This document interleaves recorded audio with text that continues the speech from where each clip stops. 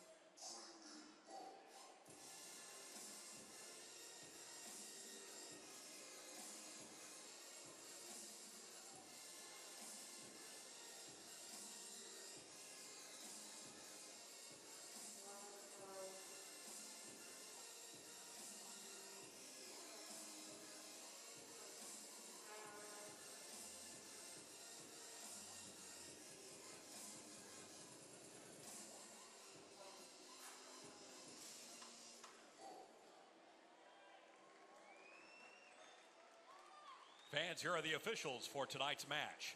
The referee is William Tomlinson. Assistant referees are John Dearmond and Jeffrey Greason. And the fourth official is Roy Robinson. And now here's the starting 11 for the Vancouver Whitecaps FC2 led by head coach Alan Koch. The goalkeeper is number 24, Marco Carucci. Defender number 42, Jordan Haynes. Defender number 50, Sahil Sandhu. Defender number 41, Jackson Farmer. Defender number 54, Craig Nitti. Midfielder number 58, Will Seymour. Midfielder number 51, Billy Schuler. Midfielder number 48, Victor Blasco. Midfielder number 25, Andre Lewis. Midfielder number 32, Marco Bustos. And forward number 34, Caleb Clark. And now your Tulsa Roughnecks FC. Your Roughnecks are led by head coach David Irving. The assistant coaches are Tom Taylor and Mac Orr, and the trainer is Kobe Smith.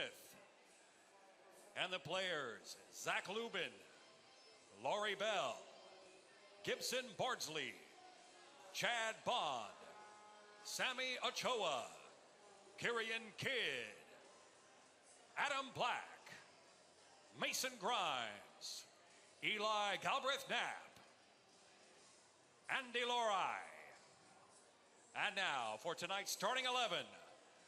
The goalkeeper is number 25, Jake Feener. Defender number 5, Kyle Venter. Defender number 17, Ben Brewster. Defender number 6, Ryan Price. Defender number 3, Irla Tavarin. Midfielder number 24, Brady Ballou. Midfielder number 19, Oscar Jimenez. Midfielder number 2, Henry Mabo. Midfielder number 13, Stephen Miller.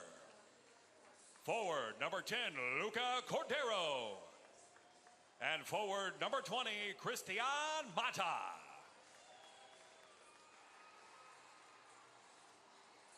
Ladies and gentlemen, please rise, remove your caps, and stand at attention for the playing of the Canadian National Anthem.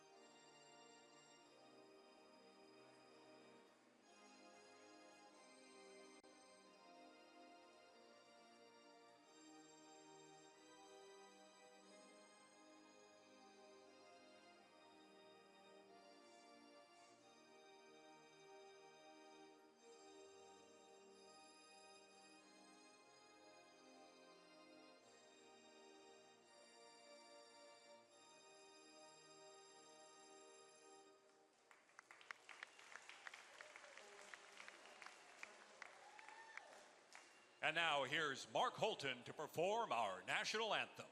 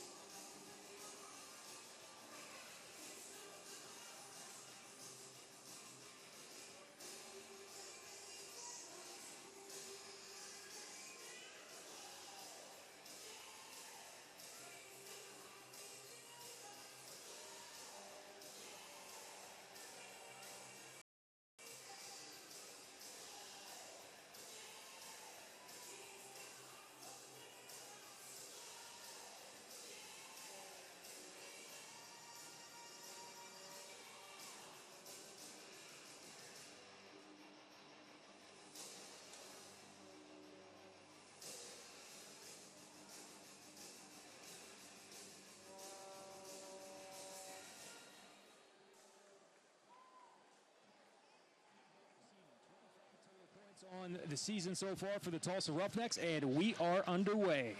Pop, we should also wish Iarla Davern, the Irishman, and playing at left back, all the best, because he obviously is the captain tonight with the armband on there in the absence, of course, of Chad Bond. So big night for him. Let's hope he's leading the Roughnecks to 3 points. Davern, in some people's opinion, and maybe it's unfair, but because of getting overlooked with the extreme play of Brady Ballou over the past couple of weeks, but Iarla Davern has proven time and time again that he's just as important to this Roughnecks attack as what Brady Ballou has been, and we've seen that on a number of occasions so far this season. Yeah, absolutely right. I mean, I'm going back to the OKC away where we were 1-1, I was going to say 1-1 winners, because I think we were winners on that night, but it was 1-1, and it was plain to see that Iarla Davern was a real traditional left back. He didn't venture over the halfway line too much, but again, it's that coach David Irving getting absolutely spot on with his tactics. But yeah, you're right, Ballou's been slightly more attacking on the right hand side, and Ballou is playing right hand side of midfield, and of course Davern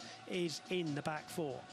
It's a bit of a different lineup as we get our first chance to see Bustos on the ball for Vancouver. That's a dangerous ball that's taken away in front of the goal. It's Luca that has it. Luca tries the stutter step, leaves it off. The red carpet ball for Brady Ballou, and the shot is there on Carducci. And off of the deflection, the Roughnecks have the first opportunity of the night. That shot was on frame, and a corner kick for the first time this evening. What on earth were the away side doing there with their defence? Kadira had acres of space. The ball deflected away. Here's the corner. Off of the header and the clearance, it goes back outside the 18-yard box. Brewster is up there trying to clean it up, and it goes sailing across the touchline for another throw in here deep in the offensive third for the Tulsa Roughnecks. And just to finish off with that chance, Brady Ballou can't stop scoring at the moment.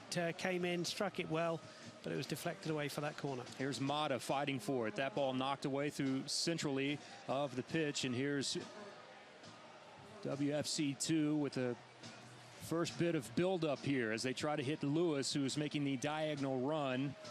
The Jamaican showing off his speed here early on. It's Oscar who gets the start tonight. Keep in mind the Roughnecks traditional captain and Chad Bond, who picked up his 5th yellow card last week in Vancouver. As there's a look at Blasco, tremendous player for WFC2.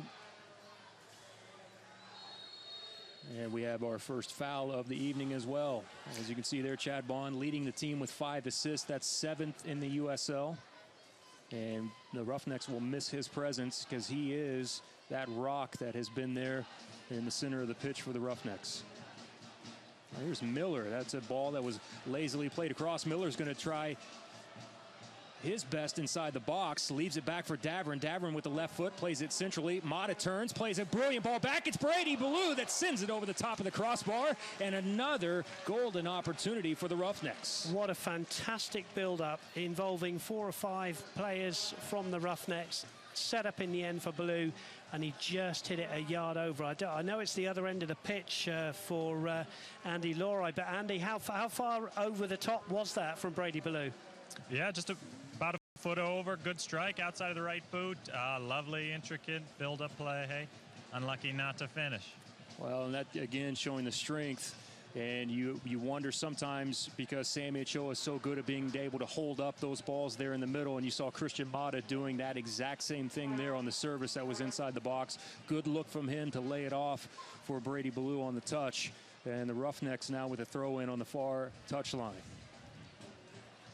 Roughnecks are lining up 4-4-1-1, Pop, I would say. I mean, you could argue it's a 4-4-2, but Lucas Cadiro is playing in the traditional number 10 role. For anybody new to the game and watching the Roughnecks, that's we call it in between the midfield and the striker, the number 10 role. So he's just playing off Christian Mata, who's the striker up there. Ball tried to go in over the top, searching ball forward, did not get so from Ryan Price, but a good look outside from Mata. Ballou saves it, sends it back across the mouth of the goal. Miller is there for the header. It's knocked back and then onto the boot of Davern. Deflection away. Miller comes away with it towards the byline, tries to turn into one of the defenders, and the Roughnecks are rewarded with a corner here as we are in the 5th minute here early on in Tulsa at ONEOK Field. Jeremy Poplin, David Saunders, and Andy Laurie with you And this is a ONEOK Field in beautiful downtown Tulsa. Great pressure from the Roughnecks. Davern just having a word for the referee. He thought his legs were taken from him. Here's the corner. There's a corner that plays in, leaves out. Miller's going to have an opportunity, lets the blast go. That goes off of the defender, and will be another corner on the opposite side. By the way, temperature here at kickoff at ONEOK Field is 89 degrees for the Tulsa Roughnecks. The official weather forecast for tonight's match is provided by the News on 6 meteorologist Travis Meyer. Another corner. Davern's gone across there. They're doing this thing where they place the ball. Here's Davern's left-footed corner. Davern swings it inside, knocked away for a brief moment. Vinter plays it back inside with the header. Then finally the clearance coming out from Whitecaps FC 2. Good start from the Roughnecks. They've you can tell they're a team playing with confidence, Pop, as we have said in the build-up to this game. Unbeaten in July, 3 wins, 1 draw, and really they just want to keep going here. It's a squad game. We know there's a couple of names missing tonight, but you know, guys have got to come in and do it. So far, so good. Here's Oscar with the touch to the outside. Ballou sets up, plays it back in. It's there, but Carducci able to take that one directly out of the air. 2 Roughnecks players were there, so no harm for Marco Carducci as he will play this one on the ground centrally through the pitch. And here comes WFC 2 up towards midfield, and a poorly played ball from midfield goes out of bounds, and the Roughnecks have a throw. Yeah, if it was being scored on points, it would be all Roughnecks getting the points because they've got it tactically right. They've had the lion's share of possession in midfield. They created all the chances. Jake Fina hasn't had a touch of the ball yet in the Roughnecks goal. So, so far, so good. But as David Irvin, I can hear him saying it now, we've got to take our chances. Here's Clark that gets the turn around the outside edge of Price. Price doing a good job to be able to fight back. Ball played back towards the defensive line, towards midfield. Here's a good ball that finds Lewis to this side, working against Davern. Cuts back inside. That ball there is then taken away from Henry. Henry, nice easy touch to the outside, finds Stephen Miller up towards midfield. Miller plays forward with the left foot to find Christian Mata. Mata with a poor touch, comes back to win that ball away after the giveaway quickly there back to Lewis, and the Roughnecks now with possession here through the midfield, there through the infield on the baseball surface. Saw a bit of dust come up off of that there as Henry was playing through. I know it looks worse than truly what it is for those of you that might be tuning in on the YouTube feed for the very first time if you're in Vancouver and you have questions about what that surface plays like there on the traditional baseball field. We have one of the Roughnecks who was injured here early in the season, Andy Lorai, who was a forward for the Tulsa Roughnecks, who is the sideline reporter. And Andy, you've played on this surface several times here, and there have not been very many instances where the infield playing surface for the baseball team has been that big of an issue for you guys out there on the pitch. No, absolutely not. It's a little harder, but yeah, it's a beautiful surface otherwise, and it's just fine. No issues. Here's WFC 2 with the build up through the midfield. Here's the ball that's played to the outside, finds Bustos. Bustos will get to see his skill displayed here this evening. Left-footed ball played across the field. Brewster, easy for him there. Header forward to Brady Ballou. Ballou now ball on his right foot, head up, past midfield, goes to the opposite side. Nice ball that sits in nicely for Davern. Davern plays centrally, trying to find Mata. Mata was fighting through the defender, but Carducci was there to snag it, and quickly he goes on the outlet to the opposite side. Yeah, Craig Nitti there just getting the hold of the arm of Christian Mata, and then Mata pulling him back, but the defender got away with it a little bit, slowed down Mata's run, and he just couldn't get on the end of it. So you could say good defending, got away with it a little bit. Clark with a poor first touch that provides a bit of opportunity for the Roughnecks here at Davern. Searching ball forward, not over the top for Miller, but a good ball there, finds Mata. Mata plays it through on an angle, but the assistance flag is up on the opposite side as Stephen Miller was caught in an offsides position. Just going back to the infield of the baseball, and just again a pat on the back for these amazing ground staff here. I mean, I was here watching the Tulsa Drillers a few nights ago, and they didn't have long to put this down. They do an amazing job every single time, and the pitch looks absolutely fantastic, and well done. It's been a great first season, and a really great place, as you said in the build-up, to come and watch baseball or soccer on fireworks night or any night. It's just a great place to be, Pop. I say it every time I'm here. There is Jake Feener, who has really taken this team by storm. Got the opportunity a few games ago and has not relinquished that role yet as he took over for Zach Lubin. Here's a ball over the top from Vinter. Finds Brady Ballou. Ballou, nice move, cuts to the outside, sets himself up with the left foot, comes off of the defender, and here's Stephen Miller back to retrieve. Miller finds Daverin. Daverin contested there from Lewis. Lewis is down for a brief moment as the ball is sent in from over the back, trying to find Clark, and the Roughnecks will probably play this one as the referee will now stop play. I thought that Oscar might play this one out of bounds, but Lewis is down on the far end. As you can see now, Daverin going over to him to make sure everything's okay. Yeah, it wasn't a malicious challenge in any way at all. It was just one of those where the two players clashed, and I think he's hit his shin. I think by looking at the way, or actually it's his instep. He's holding his right instep. He's okay. He'll get on with it. Referee stopping the game in the middle of the park. Just another thing on the 4-4 1-1 of the Roughnecks. It looks like Henry is sitting a little bit deeper than Jimenez in that central midfield, giving the cushion to the midfield in front of the back four. But again, with 11.5 minutes gone, Feener he's got to keep his concentration. He's going to get his first touch of the ball right now, Jake Feener, with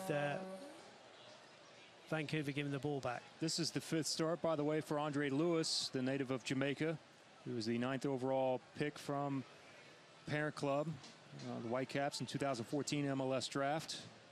Played for Portmore United in the Red Stripe League, the Jamaican Premier League. Jamaica. Also a little bit of under 17 and under 20 duty for the Jamaican national team as well. Jamaica had a good Gold Cup, didn't they, until the final? They absolutely did. Here's Daverin that settles with the left foot, and this one will be well behind the goal, and that gives an opportunity for a goal kick here for Whitecaps FC 2. Good crowding again, Pop, Friday night here at ONEOK, and see families over there on the lawns enjoying their night, and people in the seats all around this great stadium here. And we look down a colourful scene, the Whitecaps FC 2 in their all royal blue against the white socks and the orange shorts and the orange shirts of the Roughnecks. That is Carducci that sends this one forward. Here's the Roughnecks with Luca. Bit of pace there shown by Luca. He'll elect to pull this one back. Connects up with Stephen Miller. There's a little give from Mata. Good ball there from Luca, who sends it towards the byline, and Stephen Miller could not save it in enough time. And this is now where we'll keep an eye on WFC2. Last week, back in Vancouver, they wanted to play these balls a little bit early and wanted to try to catch the Roughnecks off guard a bit when they could. Don't forget about the new USLsoccer.com website, a fantastic website for you to check out. If you haven't been there, you need to visit it now. You can get the latest news and live stats and check out the new social media hub at USLsoccer.com. Here's the Roughnecks. This is one area where they've been good. A ball that's played over, and there's an early goal for WFC2. It's a bit of confusion in the back, and it's Bustos who comes through and scores for WFC2 here early on, and that goal is in the 14th minute. Vancouver goal coming in the 14th minute. Yeah, I think Andy Laurel come in on commentary in a minute, but I think in the end Bustos had an empty net just to tap it into. It's good play from Clark, I think it was, up there. And in the end, it was a simple tap in, Andy Laurel. Yeah, absolutely. A little bit of mistake by Ryan, but he did well, won the ball, and very unselfish to square at the end for the tap in. I mean, good awareness. A lot of people are firing that over the top, so nice composure. Really unfortunate to go down. And that kind of ends the streak there for the Roughnecks. And David Irving, this is something that he's been incredibly proud of, is the phrase he uses is leaking oil in the back. He felt like that they were able to stop a bit of that, and that's one of the first goals that we've seen in a while now that David Irving will more than likely be upset about here early on in this contest. But WFC2 strikes first. It's the goal from Bustos. That's his 3rd goal of the season here tonight, the native of Winnipeg, Manitoba.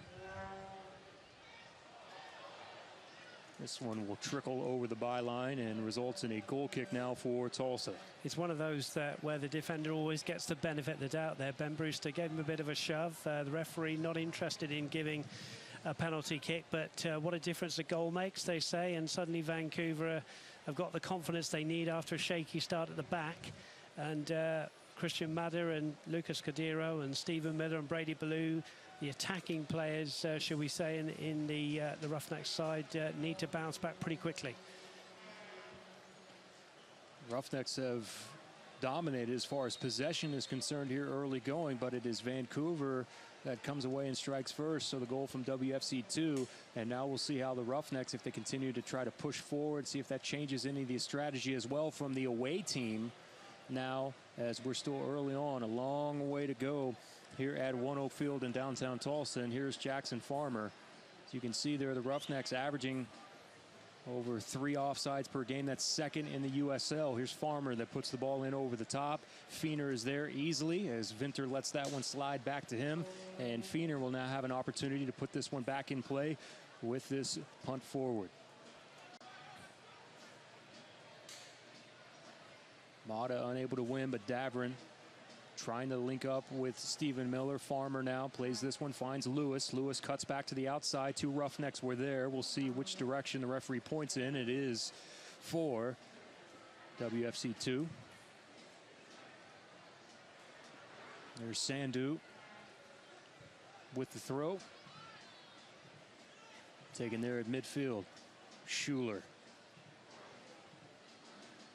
working against Miller. Lewis, nice touch back to Schuler. Schuler, square ball to the opposite side now, up past midfield. Davrin just caught Andre Lewis there. Referee may come back to that one. Ball still in play. Lewis is back onto his feet. But Vancouver, you would say, are just enjoying a little bit more of this football at their feet than the Roughnecks. Here's Farmer. Can't connect moving forward. Vinter, nice little header there through the center of the field. Finds Oscar. Right. Here's Luca that turns. Luca's got pace. He's going to go one-on-one, head up. Pulls it back now. Tries to just go to the opposite side there. The defender slides in to head that one away with the clearance. And now Tulsa will have to build back up from midfield. Here's Henry who turns. Has Schuler draped all over him. Schuler continuing to fight. Henry wins this one back and plays the ball back to Kyle Vinter. Vinter pressure coming in from Lewis, connects there with Mata through the middle. So good triangle action there from the Roughnecks as Davrin now finds Stephen Miller. Lucas Cordero's having quite a lot of success in that number 10 role. They're getting the space in between the midfield and the attackers. That's a great header from Mata. Nice flick on from Mata. Finds Ballou near the byline. Ballou cuts back in, sends it across directly at the front post. No harm there for Carducci, who has it back up. And Tulsa is denied here in the 19th minute. Well played, Christian Mata. I was just saying about Lucas Cordero having success there, and he allowed Mata there to flick the ball on, and Brady Ballou hasn't done that in the last few minutes, so that was good play from him, and he hit the ball in fairly low and hard, but keeper Carducci straight down on top of that one. Still 1-0 to the away side. Here's Lewis, finds Clark. Lewis comes sliding through. Vinter just enough to stick the right foot in there to have it. Good ball forward. Luca, a little bit of contact. Here's Miller, finds Mata. Mata now. You can look at Oscar making the run through the middle. Miller also to the outside to the flanks towards the corner. Miller doing his best to save it with the left foot. Does so, and then knocked out of bounds on the backside by Jackson Farmer. And another corner now for Tulsa. Roughnecks at their best there, using the flanks there down the left-hand side. Stephen Miller wrapping his left foot around that one to the far post, and in the end, as you say, Pop Farm out to just head it behind for the third corner of the match for the Roughnecks from the same arc. I think we've had one on the other side as well. This is from the right, so it could be a Davrin in swing of his left foot. Here it comes. It will be. Here's the ball in from Davrin right there. Oh, the keeper, there was contact there, and the referee's whistle blows, and they will have a foul that is called against the Roughnecks. Yeah, referees will always give those to the keepers, and that one just swung in right under the keeper's nose, and he was just giving a little shove there. So free kick for the away side, who, as we say, coming up with 20 minutes gone. have had one chance, and they've scored 1 out of 1. But it's been pretty positive for the Roughnecks. So far here in the early going, 2 shots for Tulsa. It's their 4th corner that they just had. Here's Henry, who wins from midfield, sends forward from Mata. Mata kind of locked up there for a brief bit, and the referee's whistle will blow. This will be in favor of Tulsa. Yeah, good refereeing there, because Mata couldn't get up from the tangle of feet, and he was clipped. So a free kick, and I would say we're probably 35 yards out, so probably a little chip into the box, and a chance for Venter and Price to get forward from the back. So 6 players inside the 18-yard box now in an orange shirt, 7 now as I speak, and it's going to be Jimenez with it. This will be Oscar over the top of this one. Sends this one inside the box. It is there, and it finds its way back to Carducci. Follow at USL on Twitter to become a league insider. You can join club conversations and have a chance at exclusive giveaways. Nice ball that's played forward. Here's a battle that goes towards the byline. Oscar sends this one over the touchline on the far side as Bustos was coming on strong, but Oscar saves what would have been a corner for WFC2, and instead a throw in there deep from the corner. Yeah, it was a good piece of play from the midfielder there, because the 2 centre-backs, as we mentioned, Price and Venter, were up for the corner. Long ball forward, and it was Jimenez who had to sprint all the way back and did well defensively there to concede the throw-in. Here's Haynes. Haynes there finds Blasco.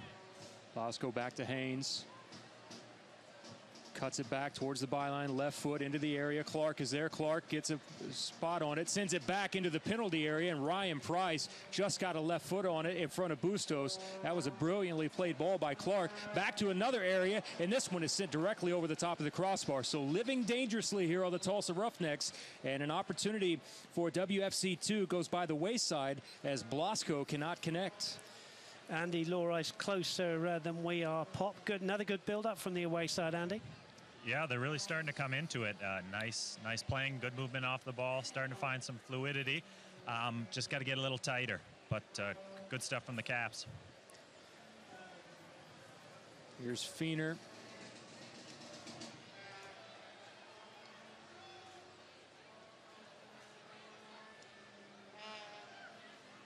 Played back now as Feener will retreat over. You can see there, Whitecaps FC2, USL best, 261 shots coming into tonight. Oscar links up with Davrin. Miller's kind of pushed off the ball there from Farmer. Spilled up through the midfield. Henry comes through, gets all ball against Schuler. Schuler has nothing to complain about. That was a great tackle there from Henry. And now Davrin. Bit of a misplay there from Davrin, still finds Oscar. Venter through midfield.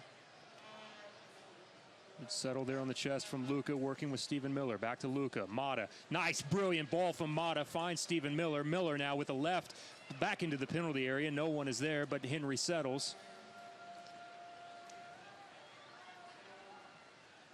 And now Tulsa, as Miller comes over with a challenge. This will be a throw-in for WFC2. We often say in commentary, Christian Mata has just brought something a little bit different. He's one of those players that you're not quite sure what he's going to do in a good way, that is, in a positive, very positive way. And that was a wonderful piece of play to put Stephen Miller in down the left-hand side. And those two have linked up very well, Pop, in this first 24 minutes. We had our questions coming in on as to how Henry was going to handle not just getting the start here this evening, but being placed in this position here tonight. And so far, so good for Henry. Ballou coming back to help. Unable to get a full clearance on that. Here comes WFC2 towards the byline, cuts back in. Ryan Price, brilliant bit of defending there as Blasco is trying to use his skill to get around to the outside edge, and Price comes over to help out. And now Brady Ballou thought about it for a brief moment, elects to pull back, finds Brewster. And Brewster will keep this one on the ground for the slow build-up for Tulsa.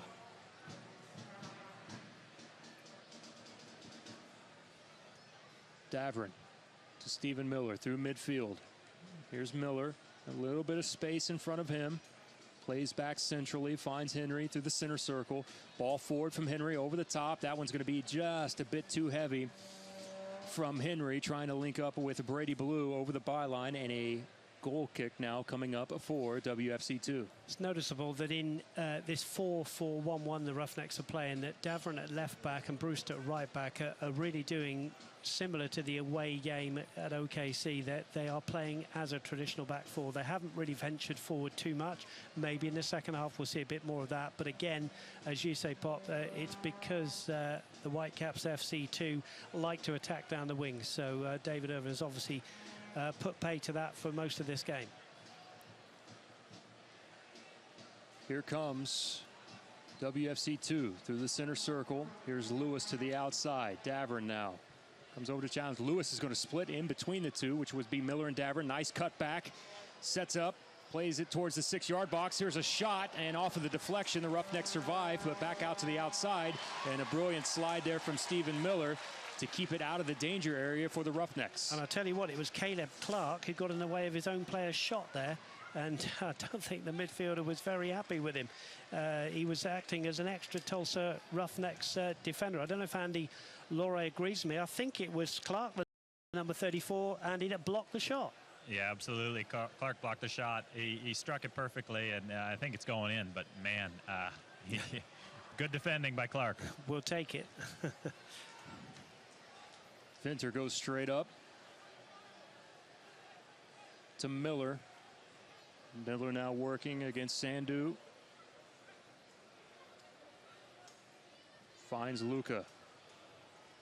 Give and go there from Luca. Nice touch.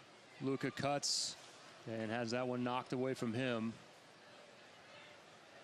WFC2 leading here 1-0 in the 27th minute off of the goal from Bustos in the 14th minute.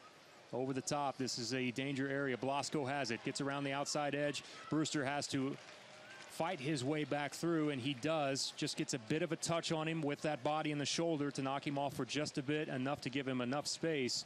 And now a corner coming up for Whitecaps FC2. Yeah, long ball over the top, and Brewster was just beaten with that long ball. It's always difficult for defenders because they've got to turn, whereas the striker can, or the winger can just run onto the ball. But Brewster showing his strength and pace. He got back and he got that touch away, and it's a corner for the away side. This is Lewis. Both hands in the air. Ball played in on the backside, and that was a dangerous ball played in as Craig Nitty came up from the back line. LMU product.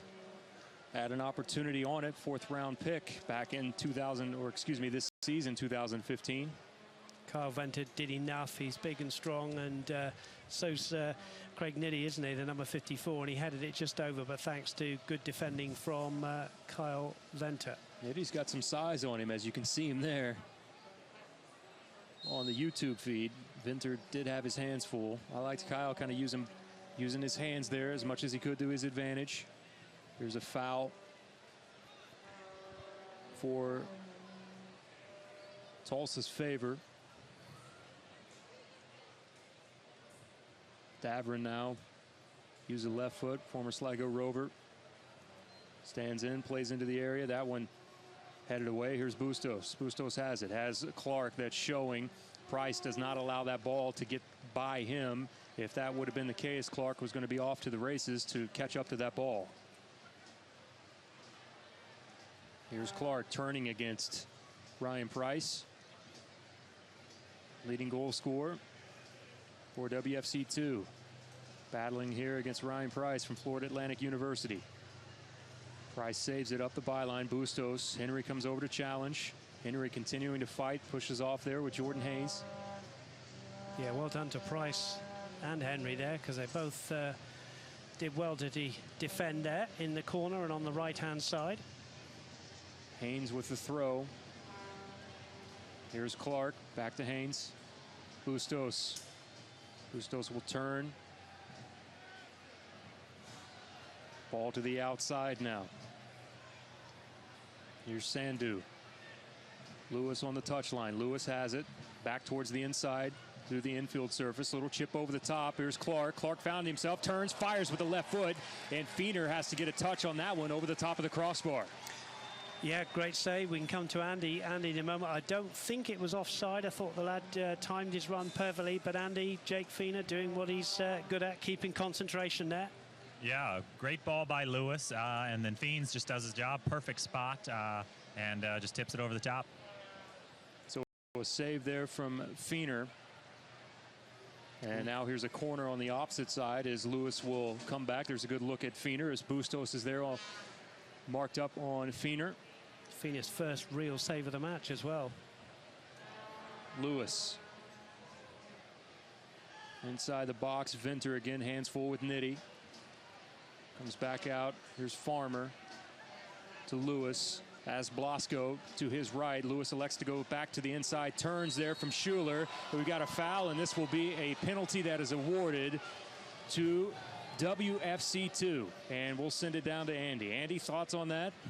Yeah, Schuler does well. He turned Henry, and he clipped him. I think it was a pen. Yeah, a good play by Schuler. So WFC2 with an opportunity here to really stun this crowd, already leading 1-0 at this point, and now this will be a PK, and this will be Bustos. Lewis not happy that he's not taking it. Him and Bustos just having a little conversation. So this will be a big opportunity here for Feener. Marco Bustos, Winnipeg, Manitoba, stands over, sends it in, and slots it into the opposite side, and Bustos comes over to celebrate with both arms out right in front of the supporter section. As you can see there, gives both thumbs back to the nameplate on the back of the jersey, and WFC2 has come in and has shocked Vancouver the crowd here in in Tulsa, the and they lead 2-0 on the second goal of the night by Marco Bustos. Okay, 2-0 down, 31 minutes gone. And the Roughnecks would dearly love to get at least one back before half-time, obviously. And slightly against the run of play, I think. 2-0 now, bit of a gap there, but the Roughnecks are made of stern stuff, and they can come back from this. And they just need one opportunity quickly now to get themselves back on into this game. That was a well-taken penalty there from Bustos as Feener went the opposite direction. Don't forget that Admiral Sportswear is the official sportswear provider of the Tulsa Roughnecks FC. You can look for the official Admiral products at ONEOK Field. Jeremy Poplin and Dave Saunders with you. Andy Lorai, Roughnecks player, is down on the sideline with us. He is our third member of the broadcast team. And tonight, we're broadcasting from the Bank of Oklahoma broadcast booth here at ONEOK Field. Bank of Oklahoma is proud to support the return of outdoor professional soccer to the city of Tulsa, as Ben Brewster is face down now, and Kobe Smith is out to check on Brewster. Yeah, a little bit of concern here. Ben Brewster down there getting some attention. Can I just say that it is now 7 minutes past 2 in the morning, Pop, in England, but we have a fan in England. His name is James Vickery. I know him very well. I used to work with James for the BBC calling soccer games. James is a very good young sports announcer, and he is getting married soon, so he said he probably will be up at 2 in the morning wedding planning, and he said he would tune in to us tonight. So we do have a fan, and it made me think, you know, where are people listening from? So if you want to get in touch, you can get in touch on my Twitter at Dave Saunders 63. Can you beat as far away as England? Obviously, we've got people listening in Canada tonight. We've got the Canadian flag flying over there next to the American flag as we are entertaining Whitecaps FC too. But I wonder if you might be just down the road and you just couldn't get here to ONEOK. So let's have a tweet or two at Dave Saunders 63, or what's your Twitter handle, Pop? At Jeremy Poplin, JeremiePoplin, or you can just search simply Pop through Twitter and that will find it. By the way, this gives me an opportunity to tell you that Nike is a proud partner of the USL. Follow at Nike Soccer on Twitter for all the latest Nike Soccer information. If you were watching on the YouTube feed there, you saw what we label as the road to the playoffs coming up. After this game here this evening, Tulsa will play again on Sunday against Arizona United, who is in action down the turnpike in Oklahoma City against our Derby rivals. And 2 games set this weekend before the Roughnecks go on the road next week. A game midweek against Colorado, and then finish off against the Monarchs in Salt Lake City. Here's Davern. Davern fighting there as much as he can. Sandu had his hands full with Irla Davern. Here's Oscar. Oscar with the touch. Bustos now has it. Oscar trips up Bustos from behind. Referee says play on with the advantage. Ball played forward. Can Blasco get there in enough time? Ballou tackles him down, and the referee points now and says this will be a goal kick for Tulsa. And he's given a yellow card to Oscar Jimenez for the lunge in midfield. Oscar's first challenge of the night, so a yellow for him. And update on Ben Brewster, there's definitely been some blood, I would say, over there. He's having a drink now, and I think he's just about to come on back onto the pitch. Obviously a very important player at right back for the Roughnecks, who are temporarily down to 10 with 10 minutes to go to half time. They're 2-0 down. They would dearly love a goal in this next 10 minutes. Miller turns, lots of contact there as he's fighting off the challenge. Luca now tries to go in between two defenders, plays it off of one, a throw in for Tulsa. Here in the 36th minute, trailing 2-0 to WFC2.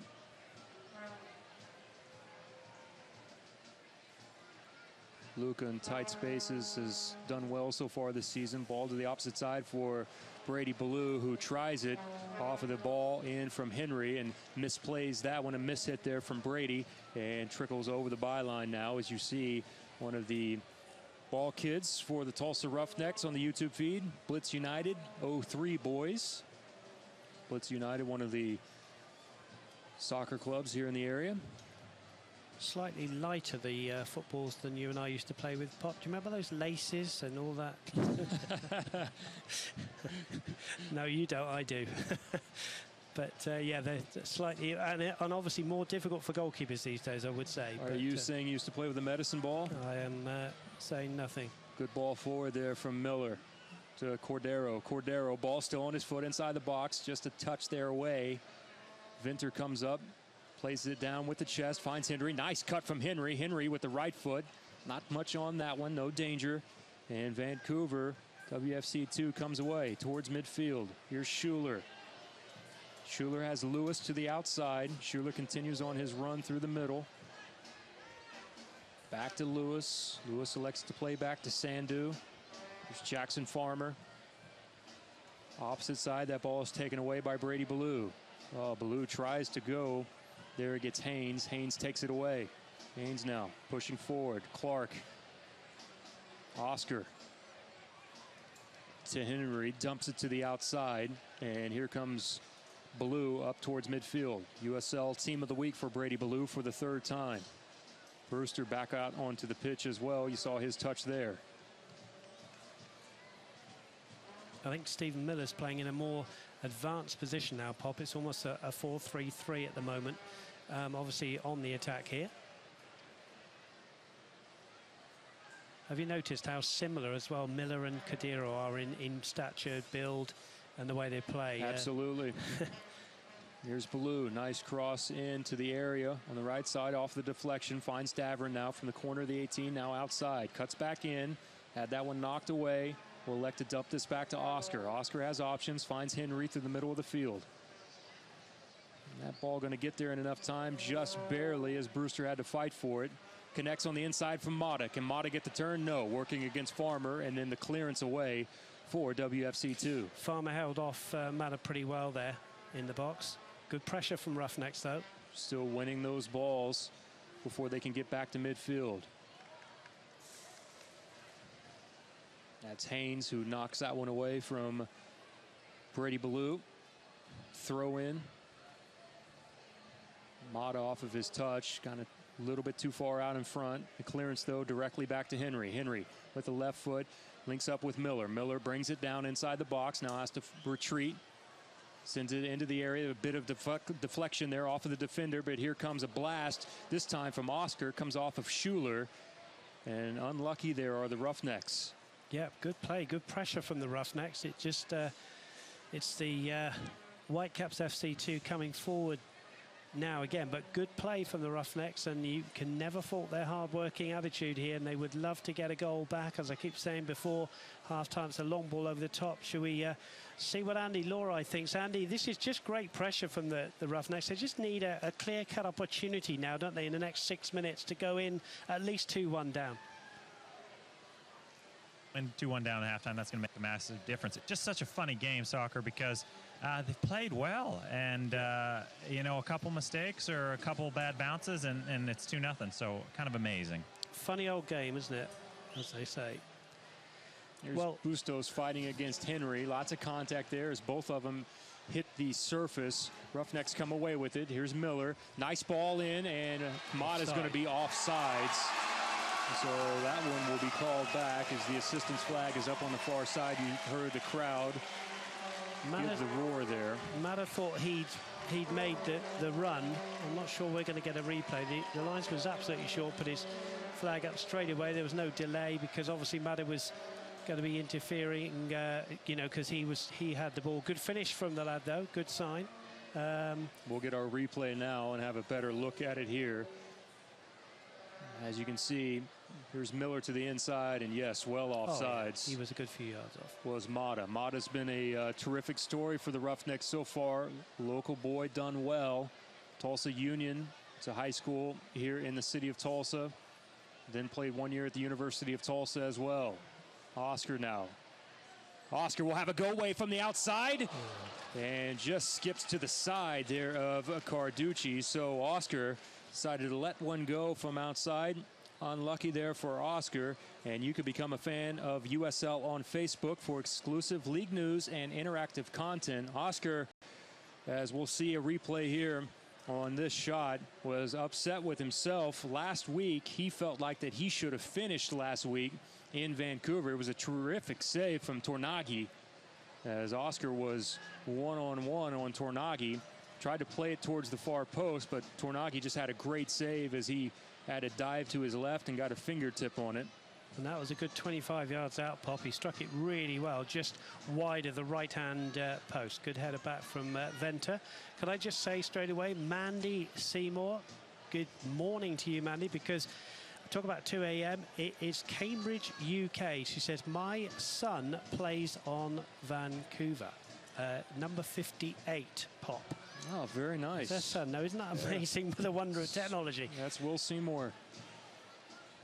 And she is watching and listening to us. So good morning to you. I hope you're able to stay up and watch the whole thing. There's a foul there. And that should be inside the box. Now, Mata is extremely upset because he clearly had both feet inside the box, and we'll have an opportunity to see here on the replay. But the assistant's flag went up and was waving directly away. Referee now is going to say that it's just going to be outside the 18. Boy, this is a tough one here for Tulsa, as Mata was fighting there, and I believe was fighting against Nitty. And you want to talk about a size difference between Mata and Nitty. Good grief. Yeah, Oscar's having a little word. Davron's there saying to the referee that possibly referee could have been a penalty. But anyway, it's a good opportunity. It's right of centre, and Davron is around it. And a real opportunity here, almost on the stroke of half-time. 2 minutes to go till half-time. Luca Cordero out there as well with Irla Davron. The way that's fantastic that Will Seymour's mother is listening in. Of course, played at Oregon State University, was a 4-year starter there. Here we go. Here's Davron. Davron sends in, and that one dips a little bit too late over the top of the bar, and Carducci and WFC2 survive. And I don't know, Mandy, if you're a Cambridge United fan, but I've been there before, and I think it was last season they entertained Manchester United, no less, in the League Cup. Soham, isn't it? Soham.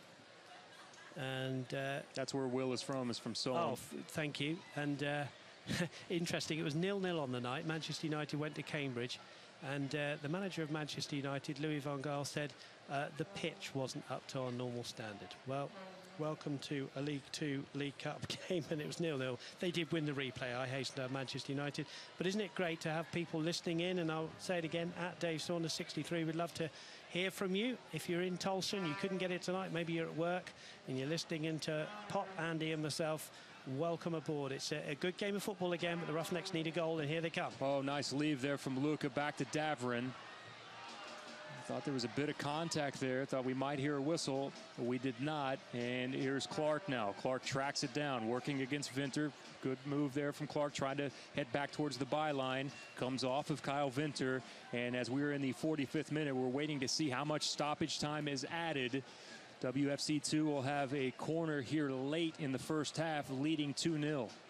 And can I just say, this is getting good now. I think that's Eli's relation there, Mary. She said, I'm watching, from San Diego, but I'll be in Cambridge in September. My son is number 23 for Tulsa.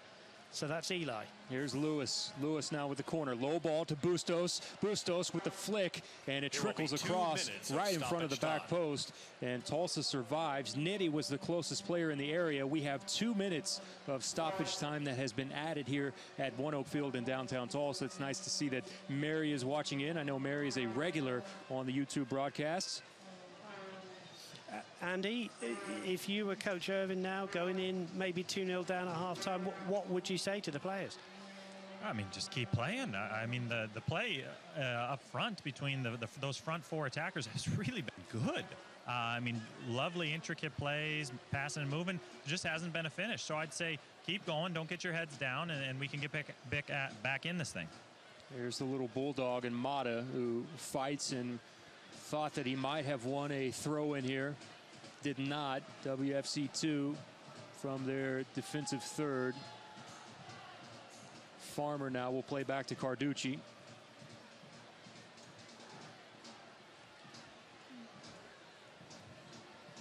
Up past midfield, trying to link up with Blasco. Obviously, we'd much rather see Andy Laurie out on the field, but isn't it great to have him as part of the commentary team? Oh, it's fantastic to have someone to be able to somebody who knows bounce what things off of and knows exactly what they're talking about, has a much better view in a close position than what we have from up here. Up in the Bank of Oklahoma broadcast booth here at ONEOK Field. This might be one of the last few opportunities for the Roughnecks before we go into the locker room at halftime. Davrin will set this ball. Oscar plays in, and off of the header now. This will be a corner for Tulsa. Have to hurry up. Another ball comes onto the field. Oscar and Davrin there. Oscar will drop this one onto the floor. Here it comes. Here it comes in, swings in on the inside. The clearance out, and that will be it. The referee was already looking at his watch before the corner was taken, allowed the corner to be played in, and that will do it for the first half. Before we take a break, we'll see if Andy might be able to catch up with Dave Irving as they walk off the field. There you see Marco Bustos on the YouTube feed. 2 goals in the 14th minute and 31st minute. One of those, of course, was a PK that has been converted. And what a tale of 2 completely different games, Dave Saunders. From last week, we went into halftime scoreless. Tulsa ended up scoring 4 goals in the second half. And here we have WFC2 that has come in and have scored 2 goals here in the first half. But it's not like that Tulsa has been completely outplayed so far here in the first half. No, that's right. And we said it's going to be a totally different game than the 4-0 victory up in Vancouver. And it certainly has been. The Roughnecks had a few chances early on. We had a couple of Brady Ballou efforts that one was turned over by the keeper. One was just a yard over. Good applause from the home fans because they know, as Andy said, they're working really, really hard here. And this game is far from over. They can still win this game, Pop. Absolutely. David Irving is walking off the field now, back more towards midfield. There's Mac, one of the assistant coaches that's coming out there. You see on the YouTube feed the supporter section for the Tulsa Roughnecks. I've got a great story about Vancouver and their supporter section here in a moment that we'll get into, because our capo, Mason, was actually along for the trip coming up this past weekend. David Irving is actually out there with the with the Roughnecks players from the 1983 side. Actually, I shouldn't even say 83, but we're honoring former Roughnecks legends from the original NASL team out there tonight. And of course, David Irving, having played here in Tulsa before, will be honored out there at halftime with them as well. So we'll take a quick timeout. When we come back, we may have to wait and catch David Irving coming out of the halftime locker room before we get set to go in the second half. As a matter of fact, we will do that. This is Tulsa Roughnecks Soccer. They trail 2-0 here at halftime against WFC2 from Vancouver. Jeremy Poplin, Dave Saunders, and Andy Lorai. This is Tulsa Roughnecks Soccer on ESPN 1300 The Buzz. Their success culminated in a North American championship in 1983. The Roughnecks players came from all parts of the world but called Tulsa home. Tonight, we introduce you to some of these gentlemen and honor them for the success and recognition they brought to the city of Tulsa. This first gentleman served as one of the voices of the Roughnecks, calling the action on Channel 8 from major cities all over North America. You also may recognize him as the longtime sports director at KTUL. Please welcome Chris Lincoln.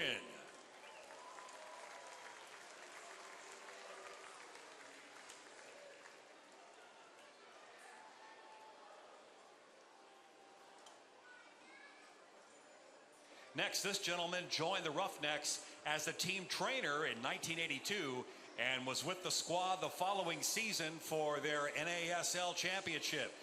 Even though the Roughnecks ended play, he made Tulsa his home and has stayed involved in sports in his capacity with the Eastern Oklahoma Orthopedic Clinic. Please welcome former Roughnecks trainer Larry Egge and a late addition, team doctor Jeff Emel, also now with Eastern Oklahoma Orthopedic Clinic.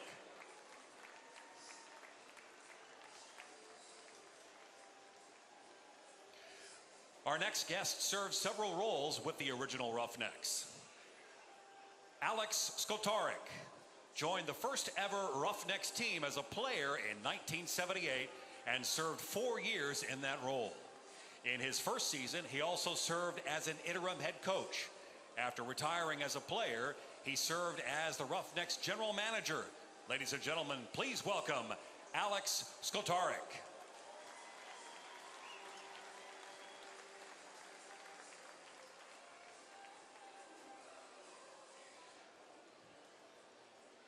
Barry Wallace became a favorite of Roughnecks fans when he joined the squad in 1980 from the Queens Park Rangers.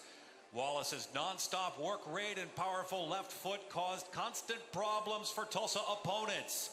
In 1983, Barry became the first Roughneck to be named to the NASL Best 11 team.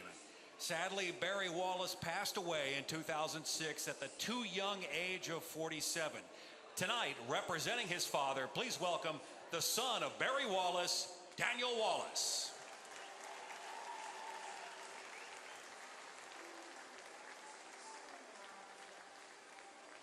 Our next original Roughneck was a legend on each side of the Atlantic Ocean. First, Alan Woodward won the hearts of Sheffield United fans while playing in England. He quickly did the same with Roughnecks fans when he came to Oklahoma in 1979. His powerful shots earned him the nickname the Boomer. Alan Woodward played 3 seasons for the Roughnecks, but after retiring, he continued to make Oklahoma his home. Earlier this year, we lost Woody when he passed away at the age of 68. Representing Alan Woodward tonight is his son. Please welcome Steve Woodward.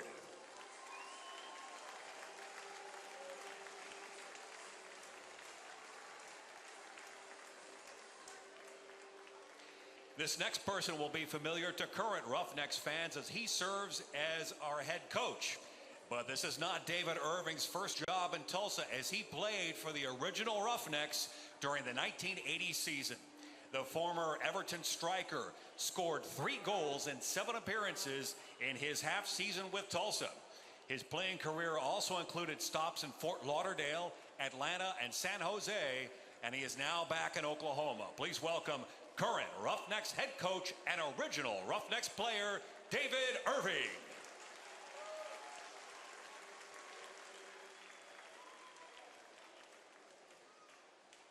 This next original Roughneck first made his mark in the game of soccer by scoring more than 100 combined goals for Fulham and Leicester City while playing in England.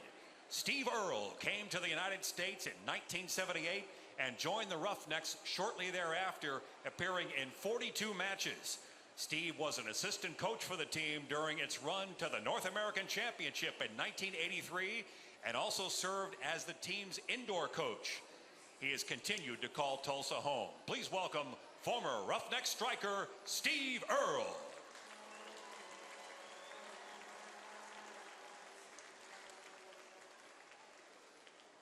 Our next guest probably needs no introduction.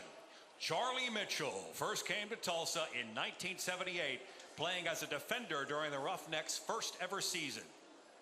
He left the city briefly to continue his playing career in Toronto, but returned in 1980 to become the Roughnecks head coach.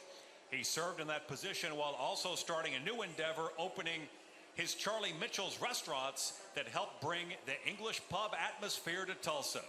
He's retired now, but still calls Oklahoma home. Please welcome original Roughnecks player and head coach, Charlie Mitchell.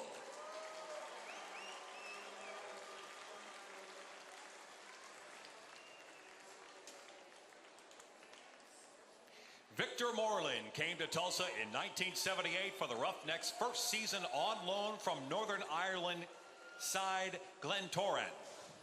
After leaving to spend 2 seasons in Europe with Derby County, Victor returned to the Roughnecks in 1980 and was with the club for its final 5 seasons in the NASL, including the team's championship season in 1983. Victor Moreland, more than anyone, epitomized the Roughnecks' hard-working, never-quit attitude. His 14 total goals with the team tell only a part of the contributions he gave to the club. In 1984, the midfielder and defender was recognized for his play, earning a spot on the NASL All-Star team. Please welcome original Roughneck, Victor Moreland.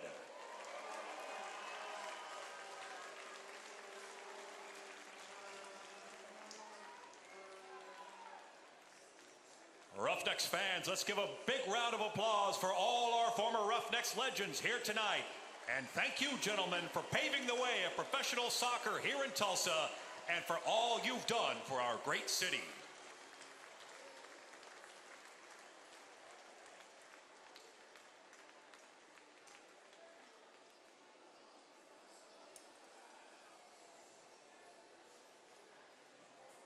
Visit the new USLsoccer.com. Get the latest news and live stats and check out the new social media hub.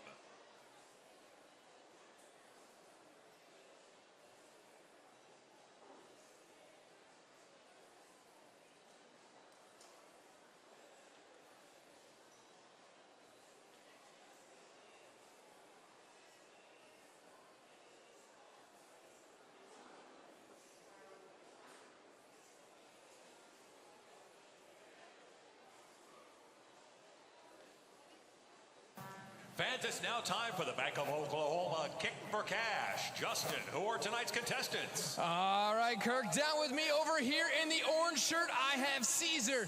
And down here on the far side, closest to the roustabouts, in the white jersey, I have Caleb. They have 30 seconds, 5 soccer balls. The most in the goal in the quickest amount of time is going to win $50 cash, courtesy of the Bank of Oklahoma. Gentlemen, are you ready? You ready over there, Caleb? On your mark, get set, go. Here we go. All right, and they're off. Caesar went a little wide on that one. All right, we got 1 or 2 over here. We got 1 over there. We got 1 over here. We got 2 for Caleb is looking good. Caleb's got 3. Caesar's got 2. All right, they're down to the last ball here. Let's see how many we got. We got 4 over there. All right, looks like Caleb. Come here, Caleb. Congratulations. All right, let's see, guys. Ashton, throw us a soccer ball over here. Right over here with me, Caleb, right here.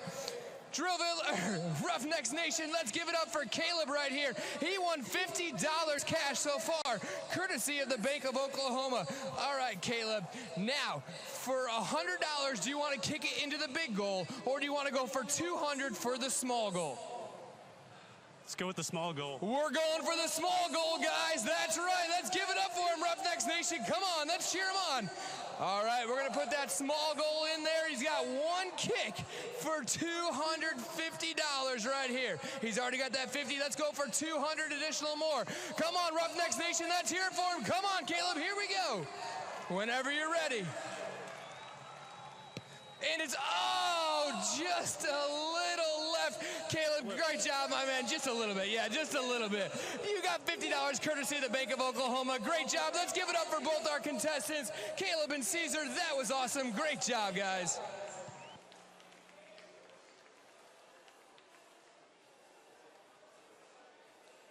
The Tulsa Roughnecks welcome all the groups attending tonight's match, especially the folks from the Roughnecks youth affiliate, Blitz United. Thank you all for coming out this evening for Roughneck Soccer. Nike is a proud partner of the USL. Follow @Nike Soccer on Twitter for all the latest Nike soccer information.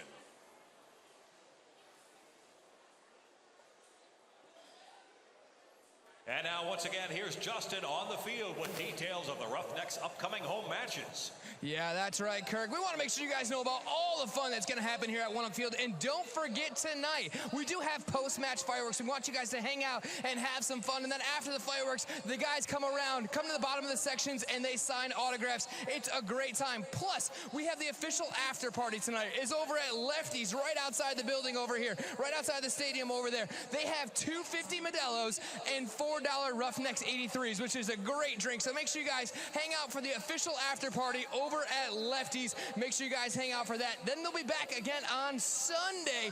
We'll be here. Is another 7:30 match. At 6:30, gates are going to open, and the first 1,000 fans are going to get one of these awesome Roughneck soccer balls right here. So make sure that you guys get here early, because we're going to give 1,000 of these at the Oil Derrick and Arvis entrances. Now, the fun doesn't start at 6:30. We start the Roughnecks rally at 4:30 over at Guthrie Green. So make sure you guys come out, have some fun over there, then march over to the match and get yourself one of these awesome Roughnecks soccer balls.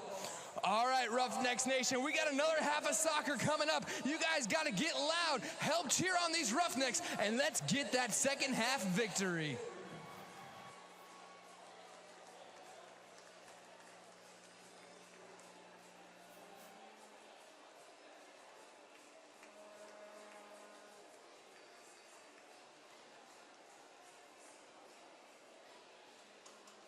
Roughnecks fans, get on your feet and get loud for the Mark Miller Buick GMC T-shirt toss! That's right, Roughnecks Nation, let's hear you guys! Come on, who wants some T-shirts here?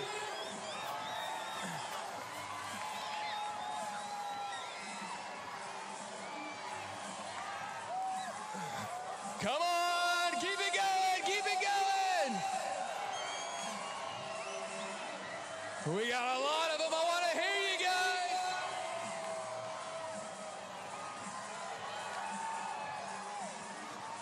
Come on, keep it going here.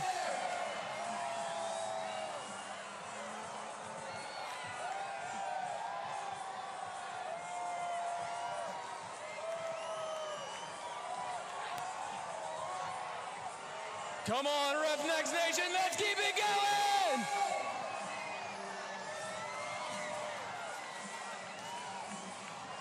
Come on, we got a couple more, we got a couple more.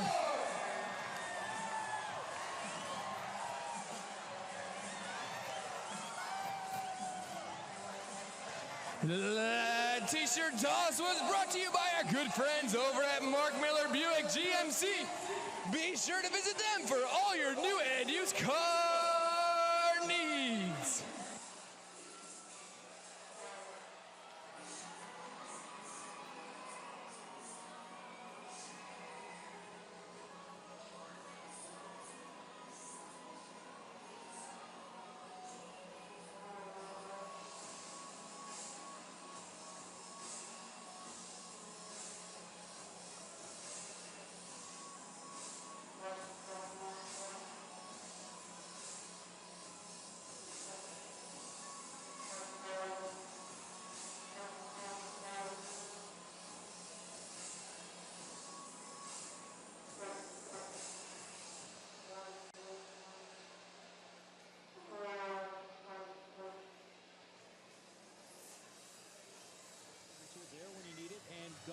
When you don't. Tulsa Roughnecks, 19 of 30 goals have been scored in the second half, so this is far from over, gentlemen, as we are almost set to go here with the start of the second half, as we'll see Clark, a native of Richmond, BC. Richmond's actually where we stayed when we were in Vancouver, just right outside last weekend. Homegrown player, leading goal scorer. Bustos up there as well with 2 goals. And we are officially underway here in the second half. Here's Seymour, who sends forward, tries to go over the top from Davern. Davern, well played there. Nice touch there to the outside is Stephen Miller. And Miller cannot fit it in from behind on Jackson Farmer. Clears this one over the touchline, and a throw-in now for Tulsa as we are just underway here in the second half. Thank you to those of you tuning in on YouTube and on ESPN 1300 The Buzz here in Tulsa. And a busy interval for David Irvin. He's just walking out there with his 2 coaches, just walking around the perimeter now past the roustabouts.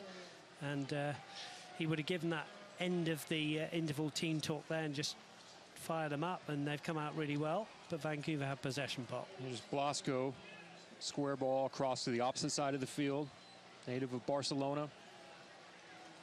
Spent some time with the academy there. They got a football team there, haven't they? Oh, do they ever? Good grief. They've been in, I think they've been in the States, haven't they, in the last few weeks? They have. Yeah. There's Nitty using that size over the top there of Mata. However, Ballou will settle. Easy touch on the ball back to Brewster. Links up there with Henry. A turn there from Luca Cordero. Unlucky. And then the poorly played ball from Jordan Hayes will result in a throw-in for Tulsa. I've had another tweet in from Vancouver, the Whitecaps FC 2 fan. He said, I'm not going to Cambridge, nor do I have a son on the squad, but I enjoy watching from Vancouver. And he ends it by saying good production. Gives us a chance to shout out to these amazing guys here at ONEOK who put the production together, the YouTube feed, and really good production here. Very, very professional. Well done, guys. They're the best in the business by far. Absolutely. In the USL, and they make things so much easier for us. Here's a free kick now coming up for Tulsa. Oscar wants a little bit more space as Blasco is there. You can see Blasco continuing to stalk Oscar. Finally sets this one down. Blasco will back away. Oscar, ball into the area. It's there and easily played there from Carducci.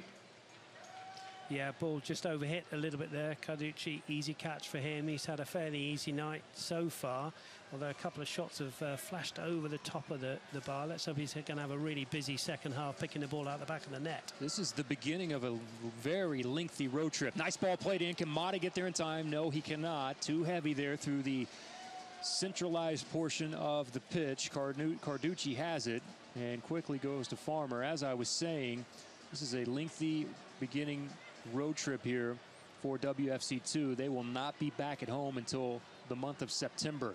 So they're going to spend the entire month of August on the road. And it will be well earned if they find their way into the playoffs come the end of September based off of this lengthy road trip. Mata working really hard up front, nearly getting in behind the defense there. He's such a tricky customer. Would love to add to his goal tally. He's attacking the end that he loves to score at, Pop, in front of those roustabouts. Let's hope he can get on the board early here. Mata, of course, with 2 goals so far on the season. This is his 5th start on the year. Had 10 shots coming in. Davern with the throw. Good bit of pace here from the Roughnecks early on here in the second half.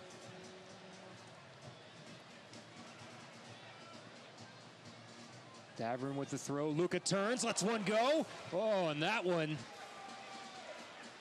was almost there for Luca Cordero. Andy Lawright, just how close was that going over the top of the bar there? Foot over the top. Lucas uses his long legs. He's great at that. Just crafty in the box, unlucky. Ooh, great spin and strike. Great replay there. As you saw it skip over the top of the bar. As Carducci puts this one in play, I do want to say that on the trip to Vancouver last week, very well received. The supporters group that was there, if you guys are watching up in Vancouver, bravo to you. Tremendous props. our capo from the roustabouts, as Tulsa has an opportunity here, plays to the outside and trickles over the byline, a corner. Our capo for the roustabouts, Mason, was up there and went up and introduced himself after the game, and the supporters group from Vancouver was very supportive, traded scarves, and also gave Mason 2 tickets to the Parent Club game on Sunday as he was staying in Seattle for a few more days. Boy, contact there, and this will be a PK for Tulsa now, as Mata hit the turf. Now, I was watching that, and Farmer is it's the right decision is what I'm saying. If I can get my words out there, it's the right decision. Farmer had his arms all over Mata. Mata tried to break free, and Farmer just kept pushing him and pushed him over, and I think that's absolutely right. And in my opinion, in the world game of soccer, more of that needs to be stamped out. That's good refereeing. Chance for the Roughnecks. Penalty. And standing over this one for Tulsa is Cordero. Here's Luca. Luca goes, sends one in, and the Roughnecks now have climbed back within 1. It's a goal in the 51st minute off the PK from Luca Cordero. Great strike, and Andy Lorai, for you, was it a penalty first of all, and then what a great cool finish from Cordero. Well, all I saw was Mata getting flattened. Most of the time, that's not called, but great to see it called here. And Lucas Cordero is an absolutely fantastic penalty taker. I do not know if I've ever seen him miss a penalty in training. He is that good. And he takes them over and over again, is so patient, and does the same thing he does in training. Absolutely brilliant penalty. And Pop, I'm struggling to remember the last penalty the Roughnecks actually got. Put you on the spot, isn't it? I'm struggling here. I know they've conceded a few, but you're going to make me look back through my notes, aren't you, Dave Saunders? I had gone throughout the entire night without having to go look through my notes. Now we'll come up with that in just what? No, we'll come up with that in 1 minute. Here's dangerous areas. Clark now links up here. Here's Blasco. Blasco sets up, sends it in, and just like that, the counter.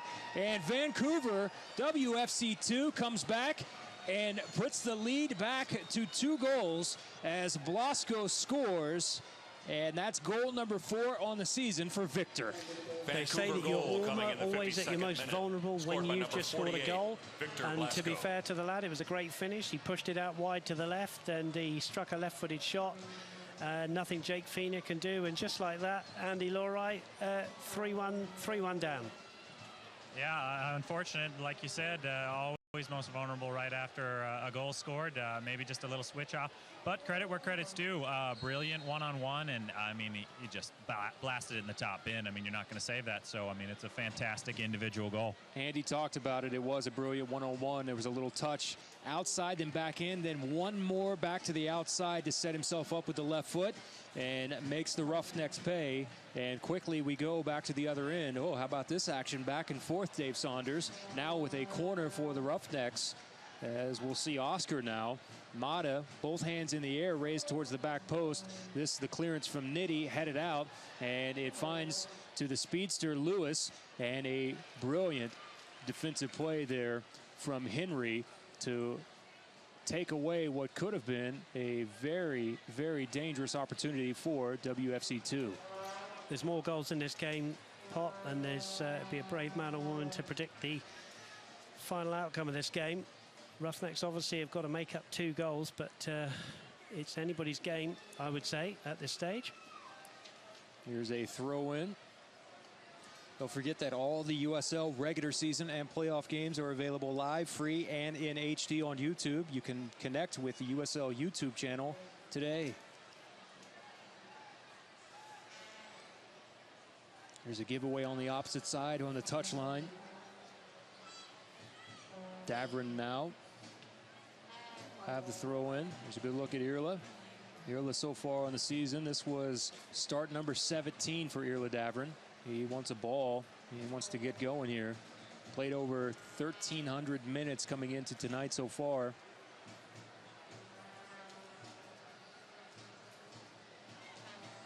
And has really been a rock for the Roughnecks so far this season. There's Haynes. Haynes trying to connect with Lewis. Lewis there. Oh, he was fighting there with Davrin, who is coming back to help defensively, not allowing Lewis to have any amount of space. Feener comes off of his line. That was service from Nitty from back towards midfield. Closest player in the area, I believe, was Clark. Just looking down the bench, obviously you've got Zach Lubin, the goalkeeper. Suddenly got Laurie Bell, Gibson Bardsley, Kidd, who you thought you would think would be imminently brought into the game, Adam Black, Mason Grimes and Eli. So a good strong bench, and David M not afraid to make changes. Henry connects with Mata. Mata there being held off, finally plays off to the outside of Ballou. Ballou sends it in, and that one is off the side of the net, but Carducci got a piece of it, and the assistant was quickly there to point towards the corner. Missed opportunity for the Roughnecks, but maybe they can take advantage of this corner coming up. Brady a little bit upset with himself there. Quickly, Andy Laurie, I thought he looked a bit upset with himself for the shot. Yeah, I mean, he didn't strike it badly. I think maybe he's debating if he could have taken it first time or just was hoping to score. Here's Davin with the swinger. This is back, though, to Brady. Yeah, again, as Andy said there, that last comment, Mata, was really good play again. Absolutely. One more time. Nitty comes up to briefly win that one. Brewster finds Davern, who was alone there in space for a moment. Now he's got his hands full. Oh, Nitty.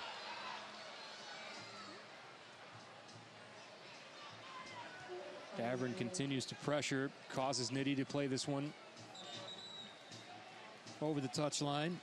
Blasco was there. We'll have our first sub coming up of the evening, and this will be for the Roughnecks. This will be Tulsa, number 14, Adam Black. As we'll see, Adam Black, that's going to come in, Brewster. And that's going to be for Ben Brewster. So the Roughnecks here with a little bit of change with Adam Black coming in. We'll see how this will affect Tulsa and trying to push forward now to get back in this. So our first sub of the night is here in the 57th minute. Black on for Ben Brewster. Yeah, be interesting to see whether the Roughnecks are going to go three at the back. Three in the back. They've been successful at that at times so far. Look at this battle. It's going to be against Mata. Seymour was on the turf.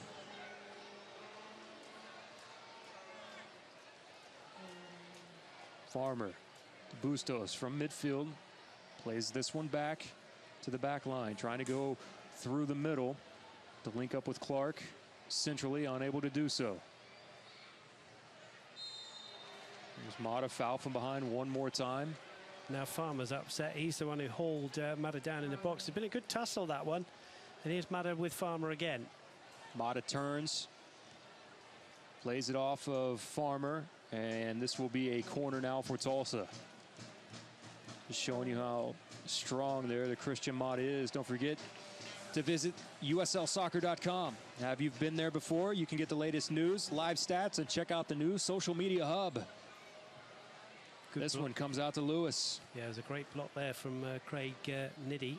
Blasco, who just scored. Blasco, ball played in central. The flag is up on the far side. So the assistant was there directly on top. Well done, Feener, though, because he possibly didn't see the flag and it made a fine save. That was a nice run from Lewis. Directly through the middle.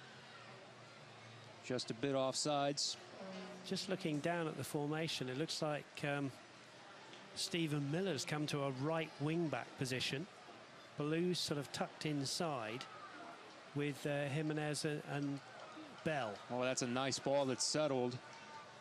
That was Adam Black. Excuse me, Adam Black. I didn't mean Laurie Bell's not come onto the field. Two Englishmen getting mixed up there. But it looks like Stephen Miller's playing wide on the right pot, and Henry, excuse me, is going to be the sort of sitting midfield player with Jimenez and Ballou just in front of him. Oh, nice ball that's played back in. Black. There's Cordero had set up Black. Unfortunate there for the Roughnecks. If you're watching in on the YouTube, you see the Modelo across the front of the jerseys for the Tulsa Roughnecks. Modelo is the official jersey sponsor of the Roughnecks kits. You can look for the Modelo Especial logo on the front of the players' jerseys and ask for Modelo on your next trip to the ONEOK Field concession stands. when they defend, it's back to the 4-4-2 with Steve Miller right back, but he's certainly going to be pushing on down that right-hand side. There he is winning a header. The goal scorer, Blasco. Brady helping out. Here's Henry from center of the field. Boy, players scattered all over the pitch now, as we've seen several players down. One is down centrally. That's Niddy, I think. Here's Haynes to the outside, just outside the corner of the 18. No, it's not. Tries to go one-on-one here. That's against Miller.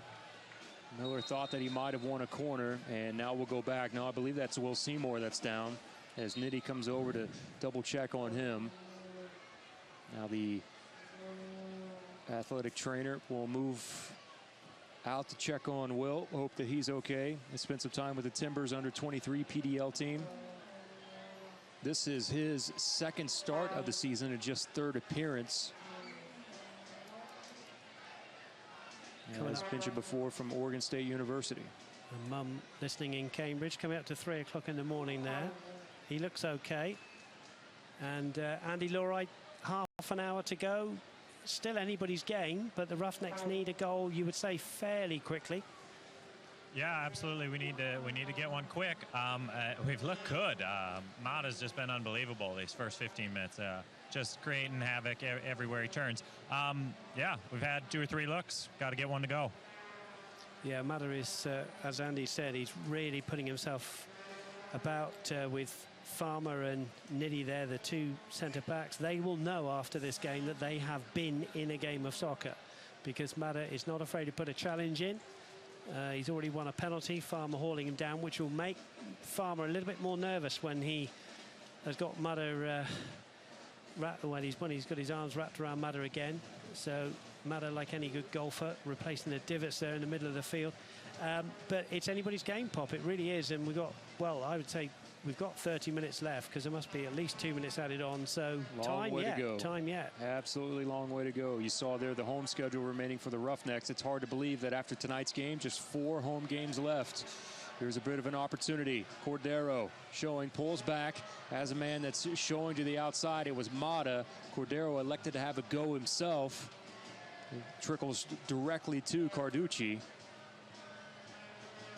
And Carducci so far has only surrendered 1. We'll have another sub for Tulsa coming up here in a brief minute. It looks like it will be Kidd who will be the next sub on for Tulsa, but they've got work to do here in the meantime. And that back 4 will not look forward to that, because Kidd took them apart, didn't he, in that second half in Vancouver. How about that defensive play there from Black? Good touch there to the backside. Finds Miller. Miller now will pull back, head up, goes to the opposite side of the field. Black had moved forward after good defending. Schuler cannot control from the center, but now a giveaway from Henry. Finds Schuler to Blasco. Blasco, could he save it before it goes over the line? He does. Easy ball back to Haynes.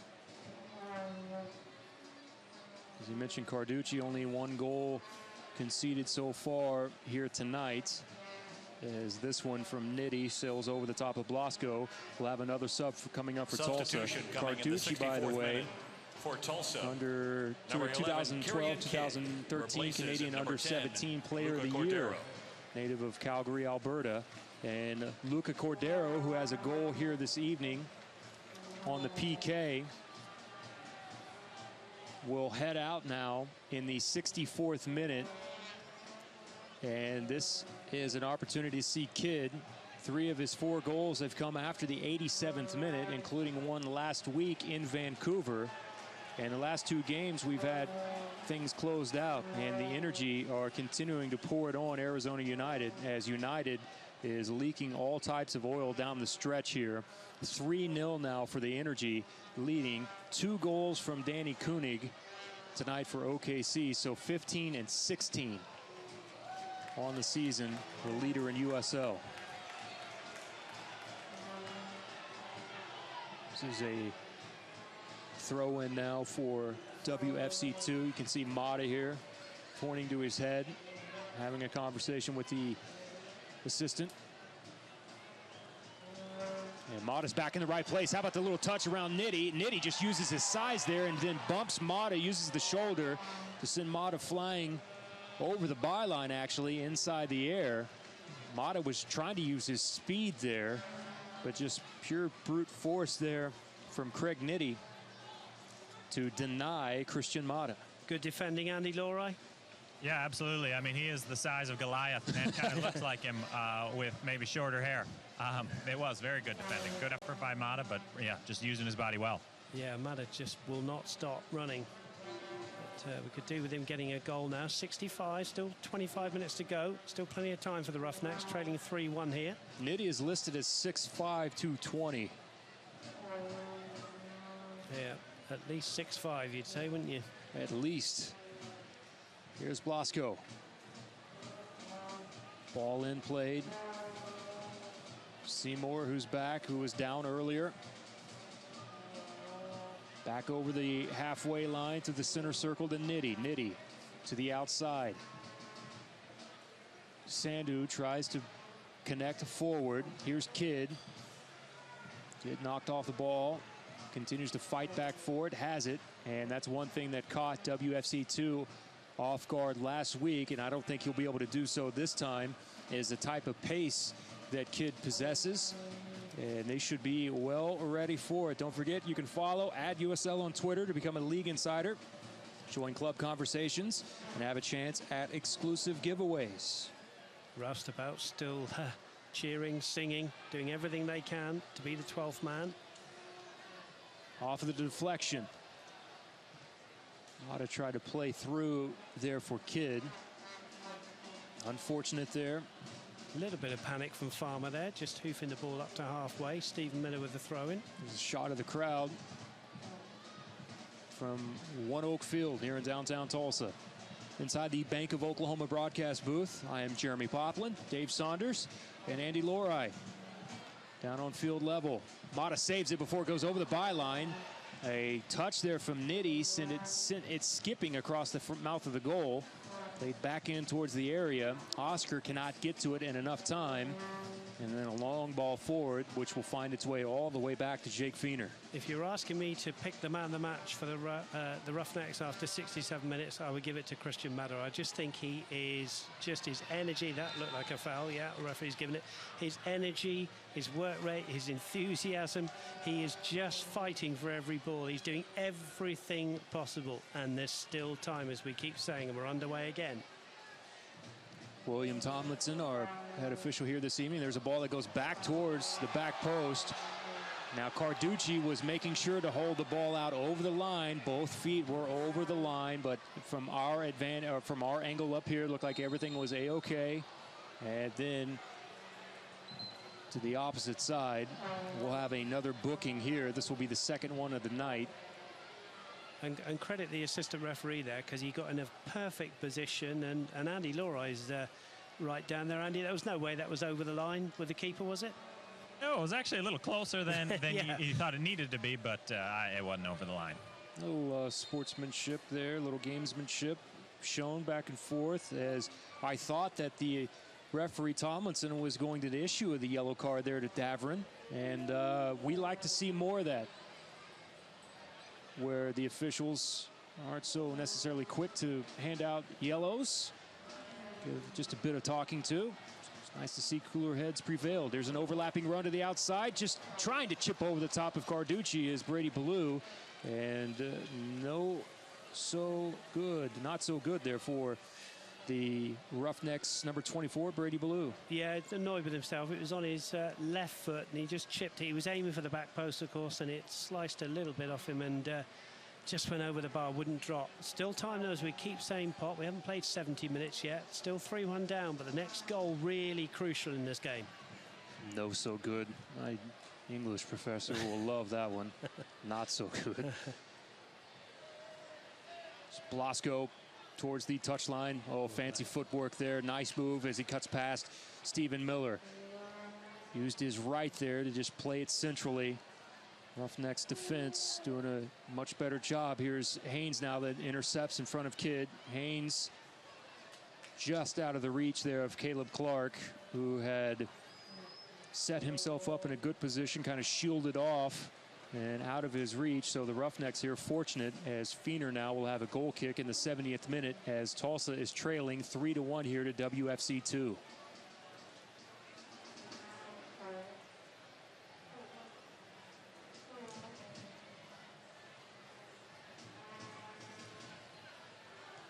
Here's Farmer, well over the top. Feener comes out, has this one. Into the area of Kidd. Onto the boot of Daverin. And that one off to the left, well off to the left there in front of the Roughneck supporter section. Yeah, I think David Irvin just having a little word with his captain there, Daverin, just saying, just slow things down, don't panic, no need to panic, 20 minutes to go. Gibson Bardsley. Brady Ballou now on the sub for Tulsa. So this is the third sub now for the Roughnecks here in the 71st minute. It will be Brady that comes out, and Gibson Bardsley will check back in for Tulsa. So Gibbo's first appearance comes in the 71st minute. Gibbo did not make the trip to Vancouver last week, so this is his first bit of playing time now. He'll be fresh legs up there with Kidd. He has 4 goals on the season, does Gibbo.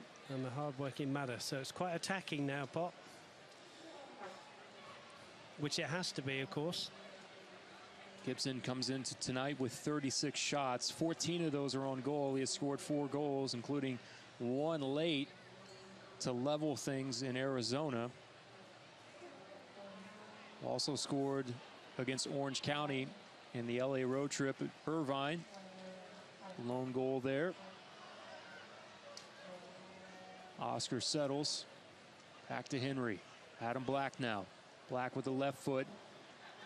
Gibbo was making a run in behind the defense. Ryan Price from midfield to Adam Black. One more time trying to go over the top. Henry settles, finds Daverin to the outside. Bit of space here. Daverin plays in. Carducci comes, bats that one into the air with the right hand.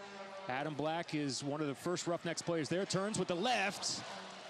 And that one misses for another opportunity for Tulsa. Great spell here from the Roughnecks, really throwing this now at Whitecaps FC 2. Still 3-1 down, but still time, Andy. We've got 18 minutes. Good pressure there. Adam Black on his left foot, just a couple of yards over. Yeah, good bit of skill from Blackie to flick it over. Yeah, he's the guy you want shooting the ball to with a rocket of a left boot, but just a little over the top.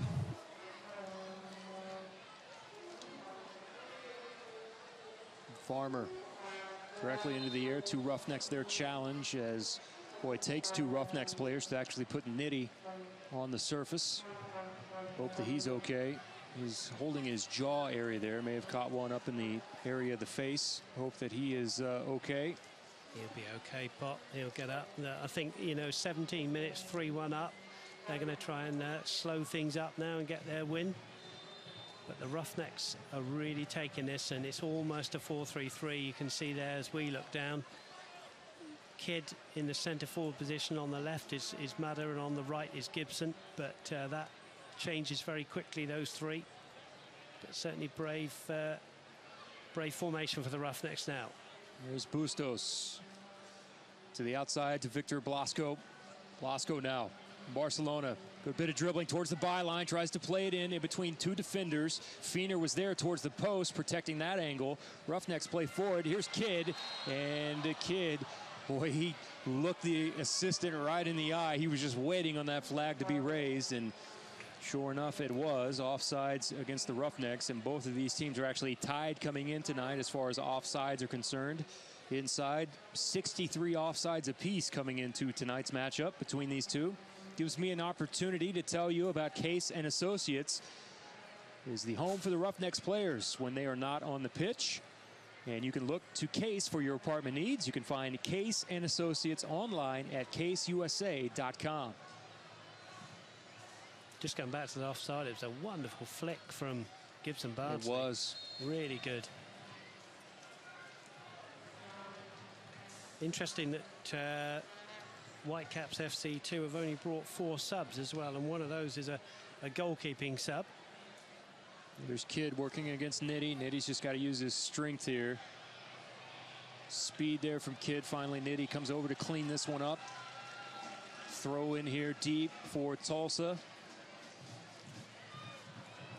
Nike Soccer, proud partner of USL. Follow @Nike Soccer on Twitter for all the latest Nike Soccer information. You know, Stephen Miller taking this throw. He's a very versatile player, isn't he? Good throw in there. He's playing at right back tonight. We've seen him in the number 10 role. We've seen him play left wing. We've seen him in front of the back four, and then, you know, up and down the centre of the heart of the field. He's a very useful utility player for the Roughnecks. That was Schuler who had the run in. Now, Schuler last week in Vancouver was playing more up top, but because of Rosalind now's absence off of card accumulation, Schuler has played more of a midfielder's position here. Native of Allentown, New Jersey. This will be a sub now for Vancouver, their first of the evening. Number 49, Mackenzie Purdom. Replaces number 34, Caleb Clark. There on the sandy part of the pitch there, but I think he's dusted himself off and he's okay. This is Mackenzie Pridham, who will check in for Caleb Clark in the 77th minute. I think the referee, good refereeing there again, just saying to the lad, come on, you've got to get off the field quickly. We can't take too much time here. Referee allowed 30 seconds on for each substitution. 14 minutes to go, Pop. Roughnecks need a goal quickly now. 3-1 down. But still, the optimist in me says we can still do this. Still get a result here tonight. Both of these teams coming in tonight 1 and 2 in shots in the USL. Vancouver at 261 and Tulsa at 253. But neither player or neither club had a player in the individual top 10 for shots in the league. So shows you how both of these clubs have spread it across. Tulsa's had 12 different players score so far on the year. And Vancouver have played the most games in the league as well. I'm looking down at the standings. Played 21 before tonight. This is for Gibson. Gibson gets a touch, played back into the area of Kidd. Kidd with the header. But a push in the back. And a push in the back on Nitty. He was just trying to create any type of space that he could. Carducci was going to have it. There were no worries there. Andy Laurie, as a striker yourself, any little nudge you can get in the back of a defender, create more space is a good thing. But Kidd, a little bit too open and obvious there, I think. Yeah, you got to be careful with it. I think the key is to use your shoulder instead of your hands. When you get the hands extended, that's when you're in trouble. Said like a true centre forward. Here's Lewis that plays forward. Feener comes out of his line, and great save there from Jake Feener to deny WFC2. And quickly Tulsa comes on a potential break. Now Davern goes down. That could be a very big moment in the game. Jake Feener has just kept out the Whitecaps FC2 from getting their 4th goal of the night. It remains 3-1. That could just be a very big moment in this game. Well done, Feener. And here come the Roughnecks again after the foul on Davern. Bustos was going for the top of the net. Pretty much the only area that he could go with it, and Feener made sure to get a paw up and got a piece of it. And I'm with you, Dave Saunders. That could be the game-changing moment to keep Tulsa in this one. Now here's the very dangerous Blasco. That ball knocked down by Vinter. Comes back to Vinter, has time, settles, looks forward, has Kidd. That one will actually come off of Nitty. Over the byline. Stephen Miller is there. Bardsley showing. Bardsley with a simple touch back to Miller. Miller now with the left foot, dribbling back to the center of the pitch. Is there. Didn't get that much on it. With the left foot, just kind of came off the side there. A little squibbler back to Carducci. Yeah, with Ben Brewster being substituted, no particularly long thrower in the team, so they played it short there. Gibson Bardsley and Stephen Miller creating out a little chance for Miller, but he just didn't get enough on his shot. But well played again from the lads. Here's Black Connects with Kidd to the outside channel. Kidd towards the byline. Stops, settles, still has it. Has help there. It's Davern. Davern now in between two defenders. Jackson got a piece of it. Kidd, and offsides on the opposite side is the assistant's flag that is raised. At least the flag was up.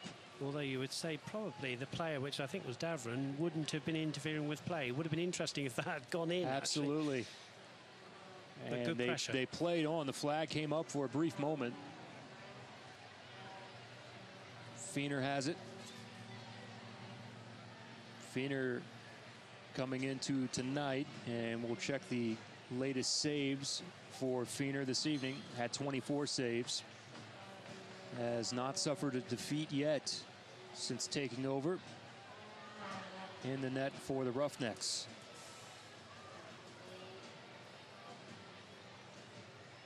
Blasco played 1 year at Vancouver Island University. Well played, Carl Venter there, just chesting the ball down to Feener. Feener waving everybody forward now in an orange shirt, and he rolls the ball out, and he's going to hit this long. Mata turns, faces up. Defending there was Haynes. Haynes thought that he'd want to throw. I think clearly off of him. Well, I don't know, Bob. I think maybe he had a case there. Did you think he had a case? Andy Lorai's right down there as acting as a linesman, but we haven't got time to go to him because Roughnecks are back in. Here's Oscar. Nice turn there from Mata on the byline. But directly at Carducci, who was there in the proper position. Andy, whose eyes are better, mine or Pop's? Who's throwing? You guys both have beautiful eyes. In other words, Andy doesn't know either. Doesn't matter, does it? The important statistic is that it's 3 goals to 1 in favour of the away team. And we're going to have another substitution, Pop. Substitution. So does that mean that Andy's going to buy us both dinner since we both have beautiful eyes? Absolutely. Replaces number 19, he does every Oscar time, doesn't Jimenez. Oscar subbed out. Laurie Bell on for Tulsa in the 82nd minute. So 8 minutes, a very important 8 minutes for the Roughnecks. And possession is key. Here's Blasco. Cuts back in with the right, tries that post, the near post, and Feener had to dive back to protect it. And as you can see, Jake quickly hustles to get the ball back out to the corner. And on the replay on the YouTube feed, we'll see this save coming up here from Jake Feener, as it was Blasco who cuts back to the inside, who tries to test him on that near post. And he thought that he had Jake there for a moment. Yeah, and good save from Jake Feener down low to his right. Corner's been taken. Blasco back into the area. Feener has it quickly. Outlet to the outside. Kidd cuts back to the inside, has a ball that's played there centrally for Adam Black. Has a man on the outside. It's Gibbo. Gibbo settles, has time. Oh, a little bit too much time there. Allow the defender to come back, and the clearance still, though, Tulsa with possession. Kidd. Trying to step over, working against Sandu. Great throw out from Feener there, straight to the feet of Kidd. Kidd coming forward, and Gibbo just couldn't get his shot away there. Well played, though, Roughnecks. Black fights, wins it back, drops it back for Henry near midfield. 84th minute, Tulsa trailing 3-1. Gibbo calling for it centrally. Slight arm out from Mr. Farmer there, the defender. I thought might have caught his elbow there. Looked like it caught just a piece of it there. Not much. Contact there, and this is Blasco. Blasco's got Price, puts it right on Feener. Well, Price thought he was fouled there. He did. But Henry got back to defend, and Feener says, come on, just get on with it. Mata working against Farmer. This would be a rather significant win for WFC2, considering they only have 1 win on the road so far this entire season. 1-8-1. Still time left. Laurie Bell, his shot is deflected away by Seymour. Victor fighting there against Henry. Seymour's playing a very deep midfield role now, just sat right in front of those 2 centre-backs. Lori Bell, opposite field to Davrin. Davrin plays back in towards the penalty area. Black was there, bounces back out to Lori Bell, has a go, off the deflection. Here's Kidd, and Kidd cannot get much on it. It actually may have come off of a defender, but Carducci has it, and he will take as much time as he can here. Great pressure, Andy Lawry. Kidd's shot there, just taking a deflection, which slowed it down and made it easier for the keeper, I think. Yeah, easy save in the end. A couple good looks. Lawry gets blocked and pops out to Kidd, and maybe just could have been a half-second quicker, but unfortunate that deflection didn't go back in the net instead of right to the keeper. Here's another sub now coming up for WFC2. Substitution coming in the 86th minute for Vancouver. This number one will 47, be Blasco. Jovan Blagojevic replaces number Blagojevic. 48, Victor Blasco. Wearing 47 on for Blasco. He's had a good game though, hasn't he, Blasco? You have to sometimes hold your hands up to the away team and say there's a good player. He's done well for 85 minutes. Long ball forward from the Roughnecks.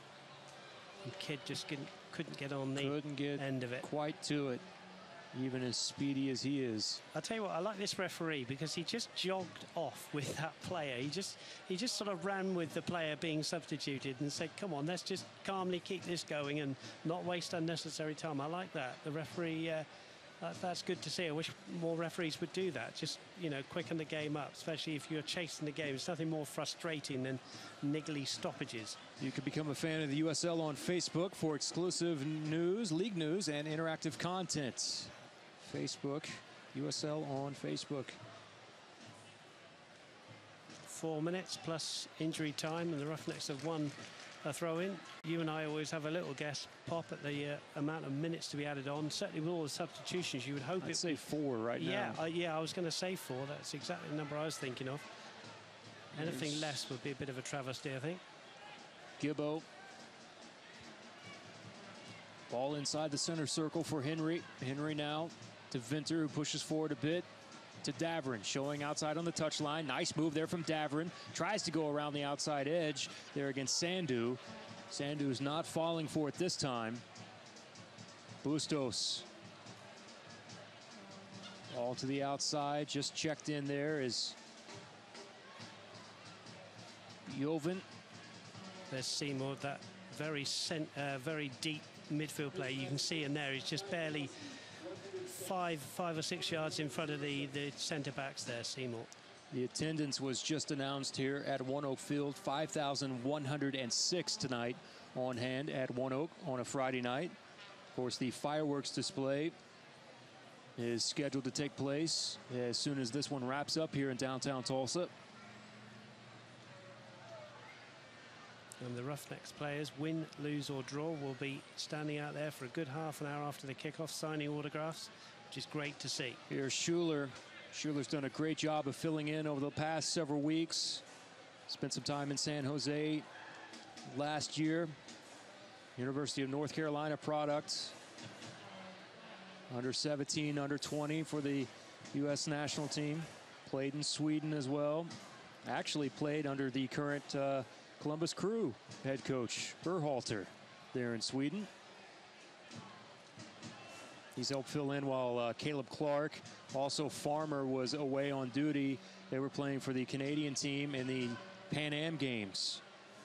And their first appearance back was actually last week against Tulsa. That one in Vancouver at UBC at Thunderbird Stadium. Gibbo towards the byline, has Nitty there. Off of the clearance. Feener, 89th minute. We'll wait and see exactly how much stoppage time is added.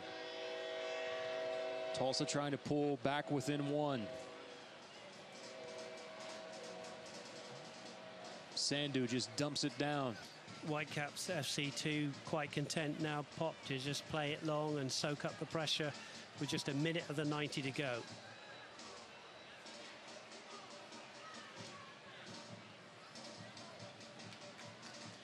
We'll have a sub now for WFC2.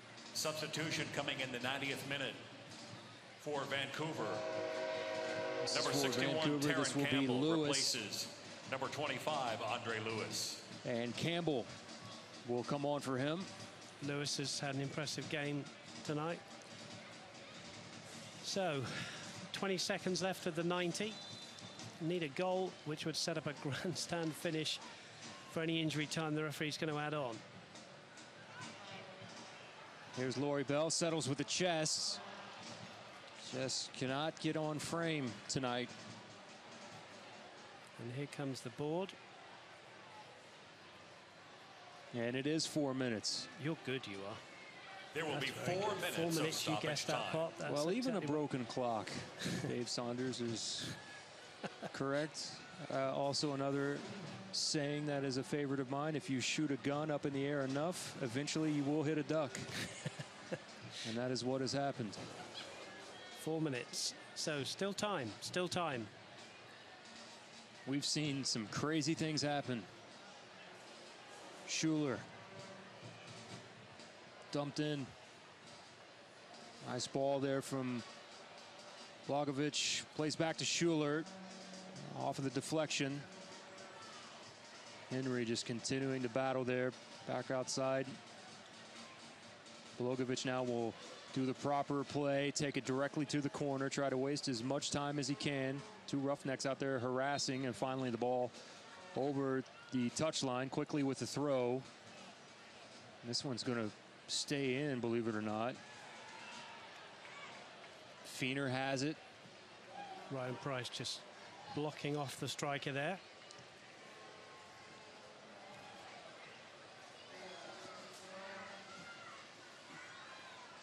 Yeah, that was a foul again. Farmer arms around Madder. Madder, a little word with him, and they go nose to nose there. Tulsa want to go quickly. Don't forget, all USL regular season and playoff games are available live, free, and in HD on YouTube. Connect with USL YouTube channel today. Thank you to those of you who have taken time out of your evening to watch us wherever you might be tonight.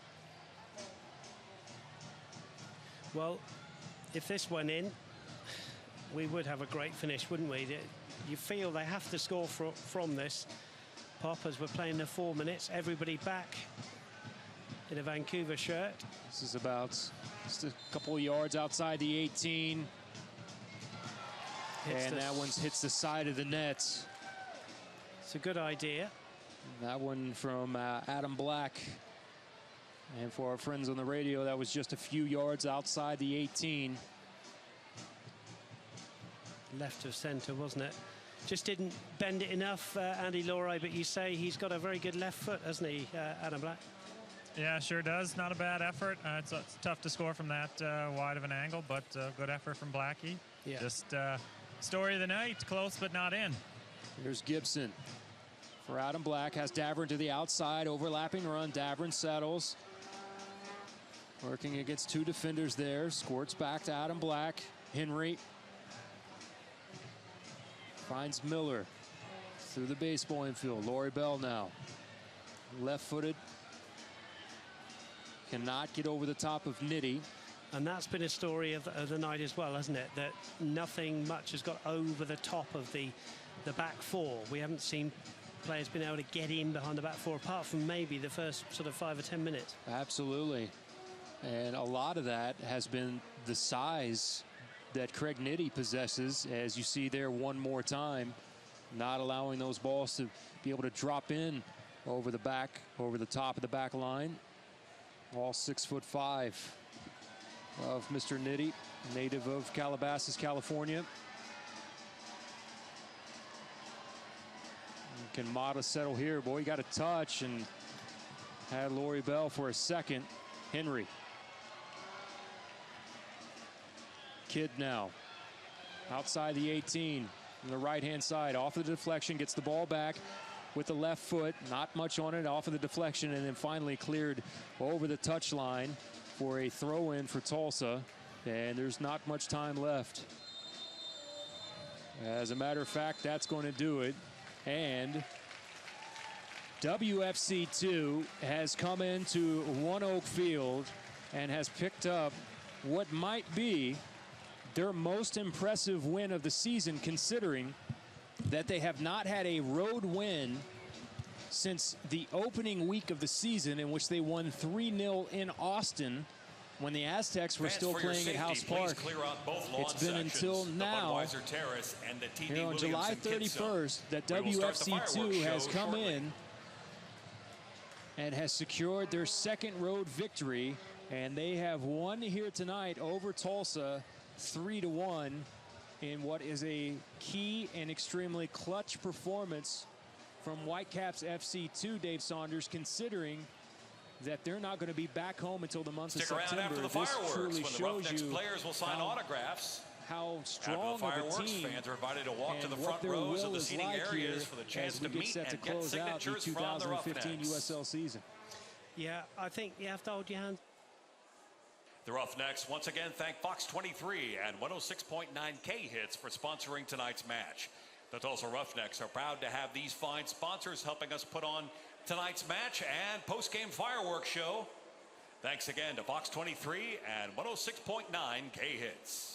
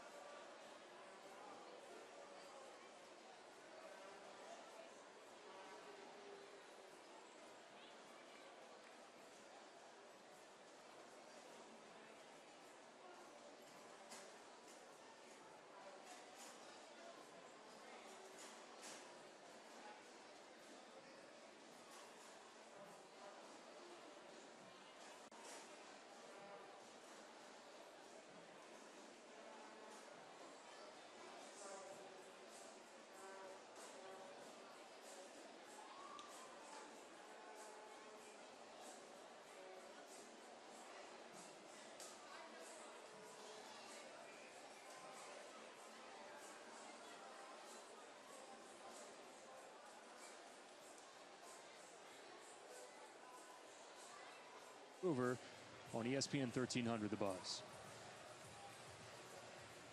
All right, so what we'll do, Kyle, here is we'll come back after this break, and then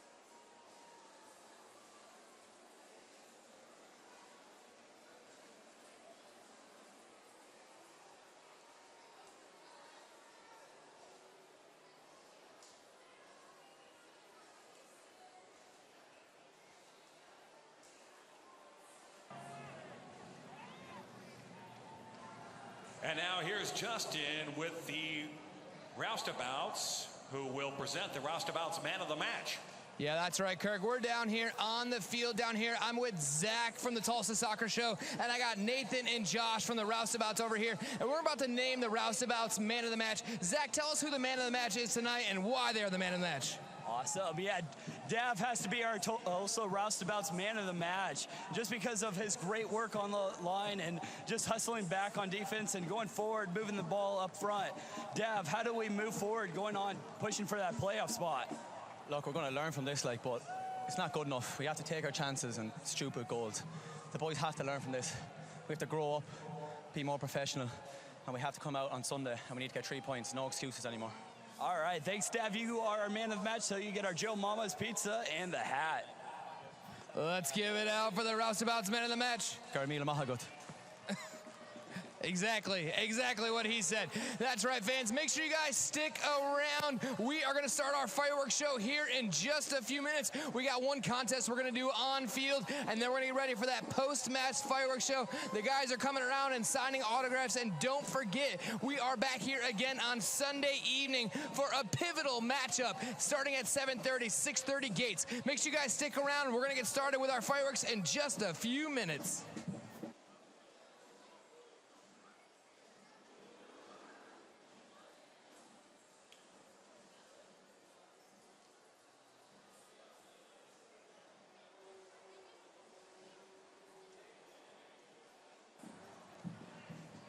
Fans, don't forget, we do still have concessions open. If you are looking for a drink, we do still have alcohol sales going, and we got sodas and waters and hot dogs, all sorts of good stuff. Make sure you guys head up to the concession stands. We got about 5 minutes until we start tonight's fireworks show.